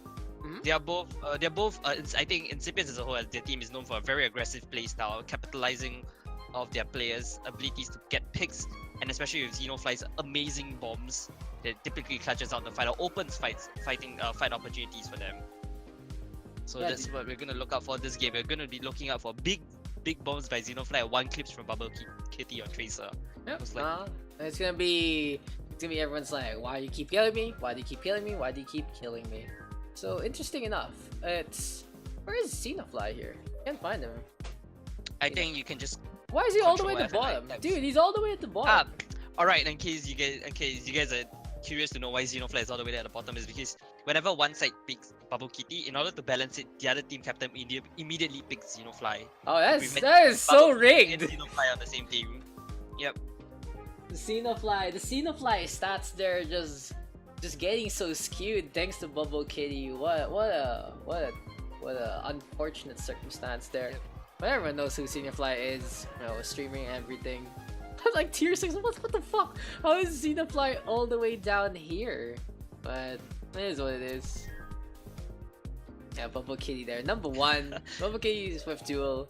Berker B, Soga King. Yeah, Soga King is pretty good too. Cal, Savage Stab, Tic Tac Toe. Yeah, these are like namesakes of the Singaporean region actually. Cool. I love this. I love this thing. It's really cool. Alright boys, so we're seeing Xenofly on his signature Diva pick right here. Bubble Kitty on his signature Tracer as well. This is definitely gonna be a face-off between these 2 powerhouses right here. Yeah, insta-lock by the way. The best kind of lock. Like, I'm gonna play that. Yeah, I'm gonna play that. Yeah, go for it. That's my hero. So who do you think is gonna be having the upper hand this game? I think, in my opinion, I think Bubble Kitty on DPS might Team just have Bubble the Kitty. Because the stats say so. Because the stats say so. And it's a lot easier carrying on DPS than on off tank, so let's see Yes. what Bubble Kitty brings to the table for the team. You get your GM support versus your GM DPS. 9 times out of 10, the GM DPS wins out, and poor GM support. That's the That's the story of many people, many support players at high ranks. But then there's always a counterpart for that. Get good. Why don't you play DPS? Oh, what are you saying? A sudden swap by Bubble Kitty right there, swapping off Tracer to Doomfist right here. Interesting. That's actually interesting. So Bubble Kitty, we're gonna go for a quick little flank. Gonna use the gong to actually get up on top. He's gonna charge it out, and he gets the punch there. And Yaru the first to fall. On the other hand, Xenofly just trying to go for the defense matrix, protecting his mercy and support, but two have fallen now. It's gonna be the blue team with the initial control of the point. Unfortunately, I think blue team is favored this time. Bubble Kitty has nothing to worry about on red side. Oh, Songbird switches out to McCree. A soft counter to Doomfish right here, but let's see what McCree is gonna do with this game. With Bubble Kitty's rollout, with his knowledge of Doomfish rollouts and positioning right here. Yeah, as I say that, Bubble Kitty is setting himself up on top left. Oh, catches Xenofly right there. Xenofly might just boost back for this actually. Yeah, I feel like the Doomfist here from Bubble Kitty needs to be hard countered by the two DPS of the red team. It is gonna be a little more of a focus onto this Doomfist. Meteor Strike comes on out, 32 HP and a Dream. He's gonna get Omni, gets a punch out onto Anyari as well. And the blue team now running rampant with this D.Va and Doomfist onslaught. I think to be honest, the only counter to Doomfist, the only hard counter to Doomfist right now is probably playing Pharmacy. That's the only way you're gonna have to do Doomfist. Like McCree just isn't gonna do as much as long as the Doomfist is stacked up on shield. Yeah. So the only way to counter Doom, like, cause I play a lot of Doomfist on my auto accounts and everything, and I'm pretty familiar with the Doomfist counter picks. And at the moment it's just Brigitte and Pharah. Yeah, I do agree. Then you have your softer counters, McCree. There's also Sombra. But at the same time, the Doomfist just can get away with so many things. And look at that, he has a punch of the Songbird even with the flashbang connecting. Absolutely unfortunate there for the poor McCree. Tracenus now comes on out from the Natsu. And Estelos using this to move on in, taking control of the point. Xenofly in Baby D.Va mode can barely do anything against the onslaught. But Keshaban moves on in, gets the Dragon Blade out. The first kill going to the Zenyatta, but Celsius in the way. McCree there getting the shot on out onto the Genji. 84% and counting. And that's going to be a team kill going the way of the blue team. Well played by the blue team right there. I think Ken and Chris are playing really well on Bubble Kitty's aggression right there. They're capitalizing on Bubble Kitty, getting the picks and backing him up, which is really well played. The blue team plays highly aggressively. Oh, that's not gonna. Honestly, I would say while Xenofly has these great bombs, this is the one community that maybe you guys have done not only your research but literally just expect these bombs to come from these places. Like real talk, real quick. You guys have Xenofly in your community, right? And he's such a great D.Va, and you learn so many bombs from him. So when you hear this bomb, and it's like, okay, Xenofly is gonna do that amazing bomb number 65, and you're just gonna move on out to the right hand side out of instinct, and you know, not gonna get any kills. Typically like our off-tech players and against like on the opposite team of Xenofly typically have the hardest time because they're trying to either play to counter Xenofly or they are playing to make sure their teammates don't die to Xenofly bombs, which is the hardest part of it. Yeah, well, thank you to follow there to you, Anacon.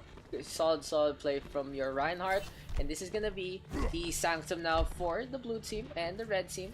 Gonna move on into the point. Interestingly swapped off D.Va and picking up Bastion right here. Yeah. Always Bubble Kitty and the Widowmaker. I think Bubble Kitty should be looking to open a flank right here. Yep, yes he is. He's looking to get a pick of one of their players and probably get them point.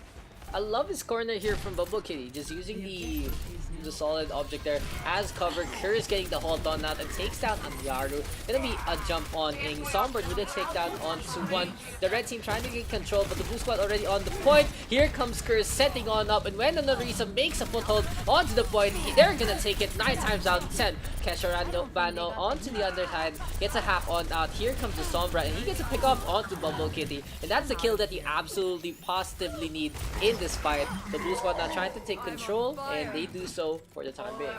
I think the red squad made the mistake of walking on point early, and then they got forced into the corner right there. That corner was unfavorable for Xenofly because nobody was walking in his hours and they couldn't do anything. And now Xenofly is swapping up from the Bastion off to the Widowmaker, expecting to contest Bubble Kitty, I think. Yeah, this is one of the few times you actually see Xenofly not playing the D.Va. Most of the time in in his career profile, compe, quick play, whatever, he just plays that diva.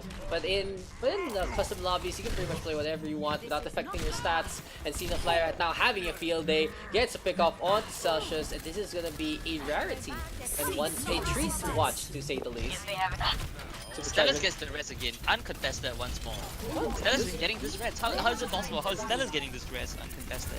Yeah, the Mercy are just pretty on point so far. The red team now trying to move on in, does get the pick off onto 2. Venomine comes on out. We do have Stellas onto the back line. Also gonna be a hook there. Curse though, putting up the barrier as well as the Hulk. Celsius on the other side gets a Deadeye on out before he gets hacked up. So Keshman a little too late to try and go for the contest. Needs to hack up the health pack as well. Oh, now it's Xenofly and a Bubble Kitty 1 versus Run Widowmaker fight right here. Oh, never mind, looks like it's ganking up with Xenofly. That was unfortunate. Xenofly wanting the 1v1, but the rest of the blue team dive on in. Bubble Kitty just says hello and goodbye there to Xenofly. The blue team gonna go for the push on in, 86% and counting. Can they keep this up? As Celsius picks off to 90% right now. Paper bag up in the air. Gets a snipe out, however, as Bubble Kitty wants to go for the push on in. No, Curse will be able to take down this Mercy. Songbird in the backline, however, got this Wrecking Ball out and about, but he's gonna fall. We have a Reaper now. EMP as well from Keshaban can lead to some kills here from the red side. The Singing Chicken gets a sound barrier in response as Omni now moves on in with some support there from the Reinhardt of Anyaru, but Celsius in the backline gets a Deadeye onto Omni. That's really Look at two Bubble kills. Kitty. He's uncontested. He's been standing there since the start of this fight, not moving. Everyone's just ignoring Bubble Kitty. Bubble Kitty's getting 3 shots on everyone. Bubble Kitty decided to get some food with one hand and just use the mouse for the other, winning out for his team, getting some shots, and everyone just scrambling for the point. Honestly guys, there are some times you can actually ignore the point for like half a second or 2 and get a kill on an immobile hero like, you know, that Widowmaker. It's so easy to get a 1 clip in a situation like that. But anyway, gonna move on to Village. Gonna be 2-0 in favor of Estelas.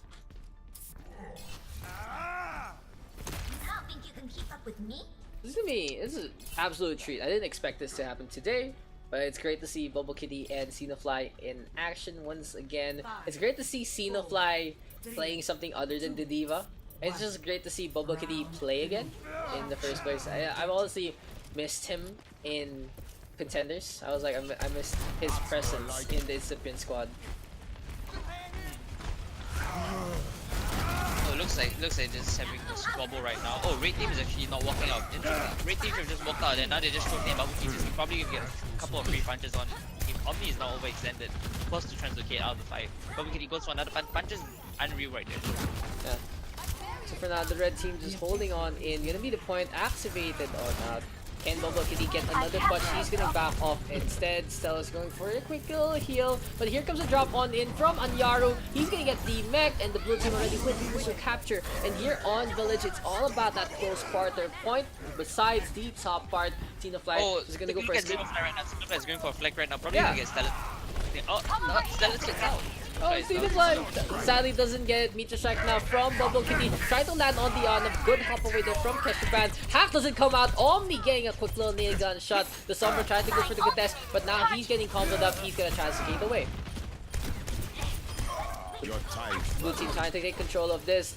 But Xenofly and Slayer's Reaper gets a rocket punch there from Bubble Kitty. Omni now finally getting the hack on out. The sound barrier and the extra shields from the Doomfist are way too much for the Sombra to deal with. Self-destruct now comes on out from Kurz, and the blue squad still in control of this point. I think what the red squad needs to do is just get together, you know, call the shots. Someone needs to call the shots on what they're doing because they seem really scattered right now, especially Andrew. Look at Andrew, oh, nice shatter right there by Song, but getting to pinning Lucio right there. Chris is now purple. Do they get Chris right here? They get Chris, that would be a big kill right here. Xenofly using his ult. I don't think that ult was needed, Xenofly, but who knows, man. Yeah, Xenofly making the plays. Xenofly there trying to go for a quick little dance. Omni popping the EMP as well. The red team now moving on and getting 3 kills. And finally they get the flip, showing some signs of life. Good EMP there from Omni to set things up. And the red squad able to knock it down. They used the rally, however, in that fight. And the armor just all around the red squad so far. 4 outs used though on the side of red team. I don't know if that was worth it. That might just seem like one too many outs. Oh, nice! Nice hack cancel right there.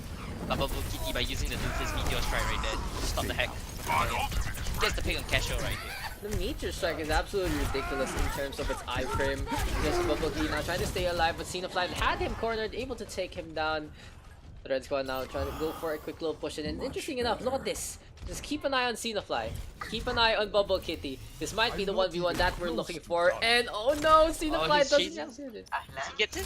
He sees him. He sees it.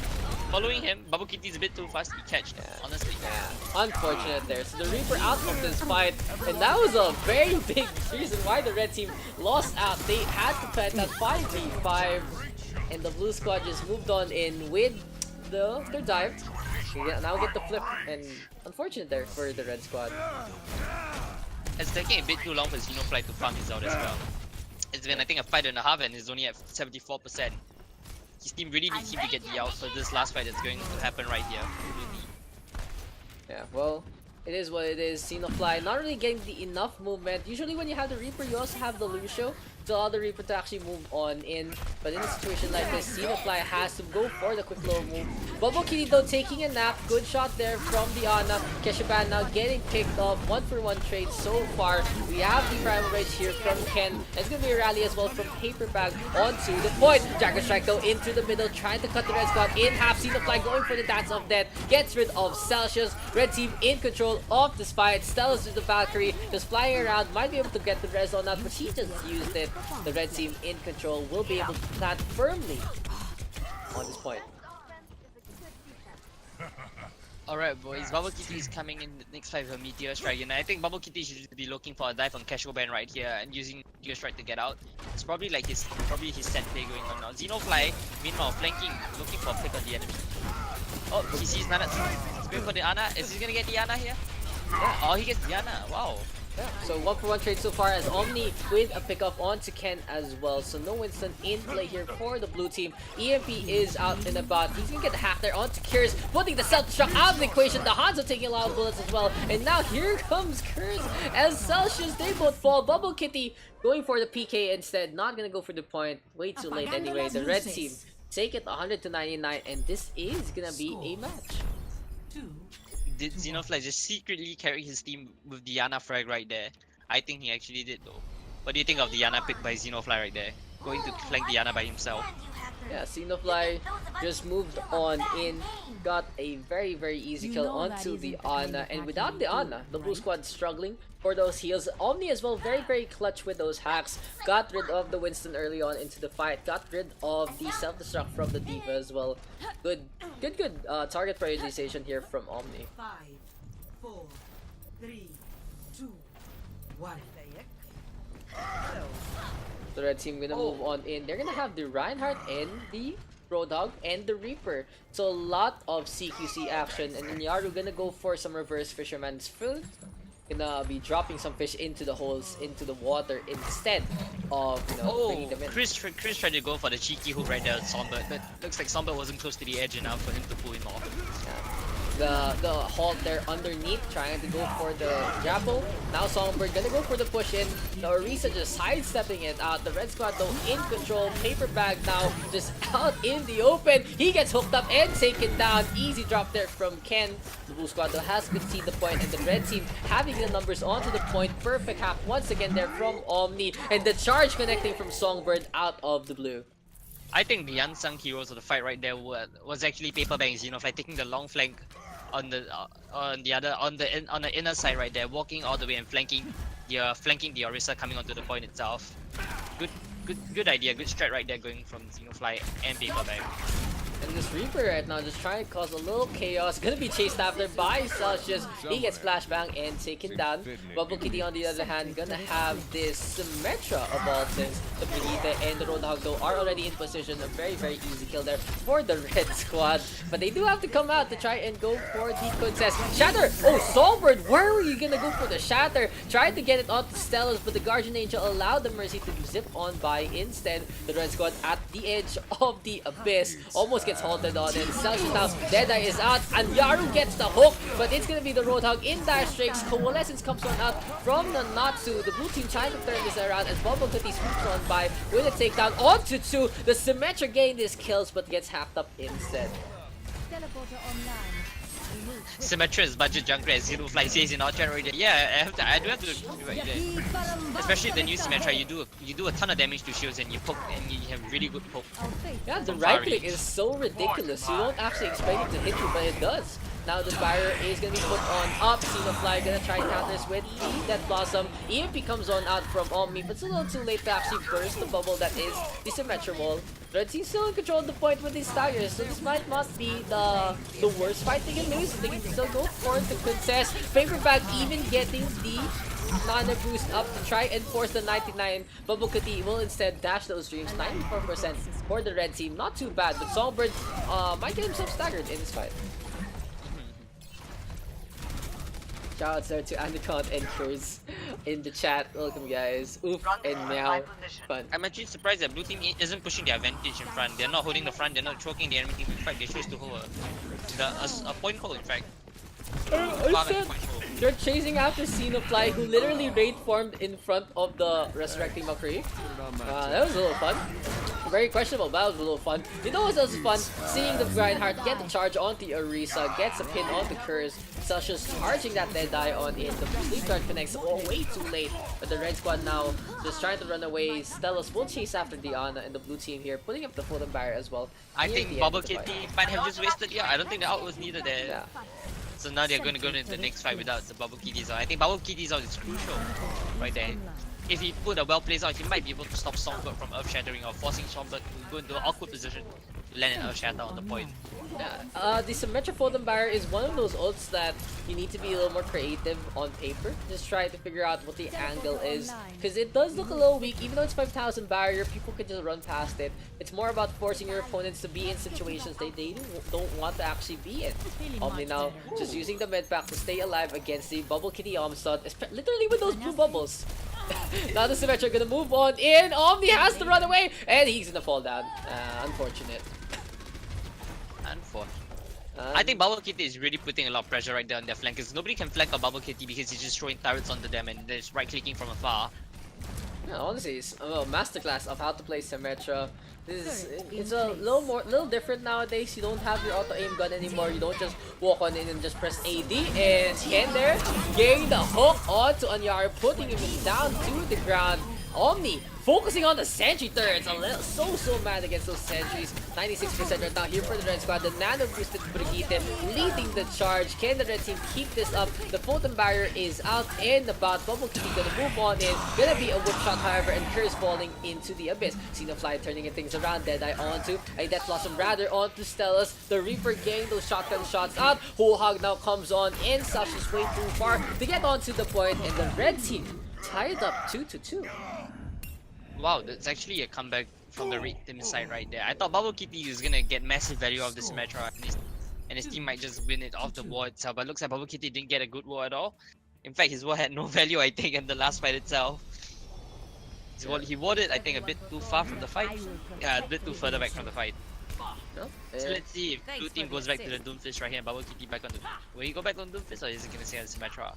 I'm interested either way. The blue team, this is one of those situations where when you're trying something new, you do have to adjust, and your team has to adjust. If you do really want to win, you go with your solids, but on the other hand, it's always nice to see Symmetra actually being played in the first place. We do have the Lucio now. That's actually interesting. Why are they playing the Lucio with the Symmetra? It's not... I think they're trying to boost Bubble Kitty to get the spots. Maybe. Yeah, try and set up, but it's not like before. Back then, Lucius Symmetra was something really scary to deal with, because, you know, the microwave gun just latches onto you. But now, it's more of trying to spam from afar, just get those right clicks, and only use the left click when they're out in front of you. Because the right click has that AoE damage. It's very strong, to say the least. While we were talking, actually, Omni right there got to pick off Stelos. And that pick might just cause blue team to... Wait, blue team is actually turning this around without their core healer ahead. Oh, that's interesting. Meanwhile, Bubble Kitty is just standing afar, throwing orbs at the enemy team, forcing them all to fall back. Yeah, for some reason, no one capitalizing on the Mercy pick, and the red squad they just hung around on that second floor, not really moving on in, and not allowed Bubble Kitty and the rest of the blue squad to actually set up the dive and just go for the kill. So the Symmetra right now, Xenofly is 86%. caught overextending. Take a look at Xenofly, he's actually caught overextended behind the rest of the team. I think his team should be capitalizing on this and trying to push in. This is the perfect opportunity right now. Oh no! Wait, Omni goes along with Xenofly, gets himself picked off as well. So it looks like Rick team is now just staggered and Songbird you just fall back. Let's not feed them anymore. Let's not stagger ourselves. Come on, Songbird, you just gotta fall back. One of those situations. It's one of those situations where you just mindlessly follow your highest SR player. Why not? You know, he's like top 500. Why not? He has that amazing icon. Man, there's gonna be a tank clash. Photon Barrier. Oh, that is a slight misplay there for Double K. Yeah, it's just not really in the best spot. Self-destruct to get blown up for no reason. Celsius with the Rocket Barrage does take down one, but Symmetra still trying to take control of the point, and Yaru really low gets felled as well. Shadow now comes on out, and here comes Songbird with the charge, and with the pickoff, the red team is struggling to actually get a contest onto this point. Omni even forced to back off. Xenofly is switching back to the Diva as well.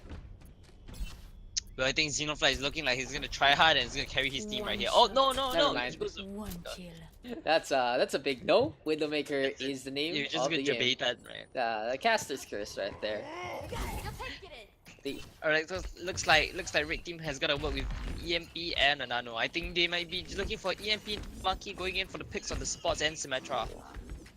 So yeah, Omni right now waiting for an opportunity to actually go for the EMP. And there you go, 3 of them get shocked on up. Oh, the Nano boost onto Songbird this time. The red team gonna push on in with this Nano. Winston, the Natsudo popping the Sound Barrier. The blue squad onto the point. Can they actually keep this up? Bubble Kitty with the Sentry Curtail. And Xenofly just focusing too much on the action. Not focusing on his own life as well as Diana. That's the problem with the scope. When your eyes are on the scope, you don't feel the rest of your body. And the blue team here gonna take the win on Nepal with authority 3-2, but 100-0 in that last village map. Interesting there, well, when they nanoed Monkey, nobody else was there to follow up with the EMP, so the EMP felt very forced and the Monkey just jumped in. And the rest of the team weren't ready for the EMP, nor the Nano Monkey dive. So, then, that's the way the cookie crumbles there. The Symmetra took a little while to heat on up, but it worked out in the end. And honestly, Bubble Kitty finally playing his namesake, just tossing some bubbles at people. It's good to see. Bubble Kitty, wow, that's actually a good one. I haven't thought of that, eh? Yeah, it's like he's finally did it. He finally became the real Bubble Kitty. It's today. Mark this day, guys. 9/15/2018 on the stream. We have finally seen the final evolution there of Bubble Kitty. But anyway, whatever. It is what it is. I mean, that was a pretty solid game from both teams. Just ones to watch there. Honestly, besides our fanboying over Bubble Kitty on Xenofly, Omni was one to watch on that Sombra. Keshaban also a little interesting with the Sombra. Stella's still solid with the Mercy. Celsius really good DPS as well. So a lot of highlights there from both squads. And we'll see. Can we actually still go? People are leaving now, so might be. Does this look like the end of it? Oh, what? Oh wait, what? What's? What is this? That was a hard what face? Is this dead? Maybe, let's see if we're going. Moving in, lads. Okay, we done. So I guess we're done. You guys have the most anticlimactic end. He was like, okay, thanks for casting. Yeah, no problem, fam. Well, would be. Oh, sweet, the pizza's here. Sakto lang. Would be willing to do so again. Perfect timing. When yeah, it all depends. It all depends on your schedule. The only thing I can't do is like if you guys have scrims these pugs on Saturday, and that's open division, and I actually work longer than you guys. Which where you can watch the cast, twitch.tv/DaksPH, twitch.tv/DaksPH, and okay, so it is what it is. Thank you, Yuris. You have made this an absolute pleasure. I hope you got to shake out your casting rust, and it was a lot of fun hearing about the community and hearing about the games as well as your analysis of the games. It was a hell of a time, and feel free to plug whatever you want to plug right now. I mean, thanks a lot for the opportunity, and it was great casting alongside you. In fact, we had some of the what some of the better games tonight. In fact, we got to watch Bubble Kitty and Xenofly play to end the night off. I think that was the best way to end the night off. If you guys want to watch me play some games, go check me out on twitch.tv/YanDS right there. Yeah, I'm gonna like say hi and like the Twitch chat, and you guys can just click on me there. Yeah, Right, guys? twitch.tv/YanLees. I've been following that guy forever. He plays a bunch of Overwatch as well. So Yuris here joining Scrimsies. He joins our PH Scrims. So if you guys do want to join the PH Scrims, feel free to do so. It's all here on this channel, that's for sure. Just type in !join. The instructions are there. We allow anyone, no real problem. It's a little different from what you guys do. It's a lot more chill. And if it doesn't work out for you, it's okay. If it does, just feel free to join on in. Thank you guys for tuning in for the night. And I don't have the Singaporean community, up. So give me a sec. We'll do it. So what we usually do is we do go for a raid. And since this is a morely Singaporean thing, is there anyone playing Overwatch there in Singapore? I think there's fellas. There's Afis as well playing right now. Afis is streaming right now. Afis, sige. We'll toss it over to Afis. Always. Classic Afis. So yeah, we'll toss it over to Afis. Just, usual. Singapore. You can see guys the Singaporean community. And I'll thank you guys for tuning in. Hope you guys enjoy the rest of your night. I'm gonna go grab some food. And I'll see you guys on the next time. Hope to see you guys do this again soon when time permits. And you can enjoy not only casts like this and the scrims, but open division as well on this channel. See you guys next time. Goodbye from me and Yuri. See ya. See ya. Hey, you gotta believe. Thanks for the follow at the end Celsius. Okay, we are done.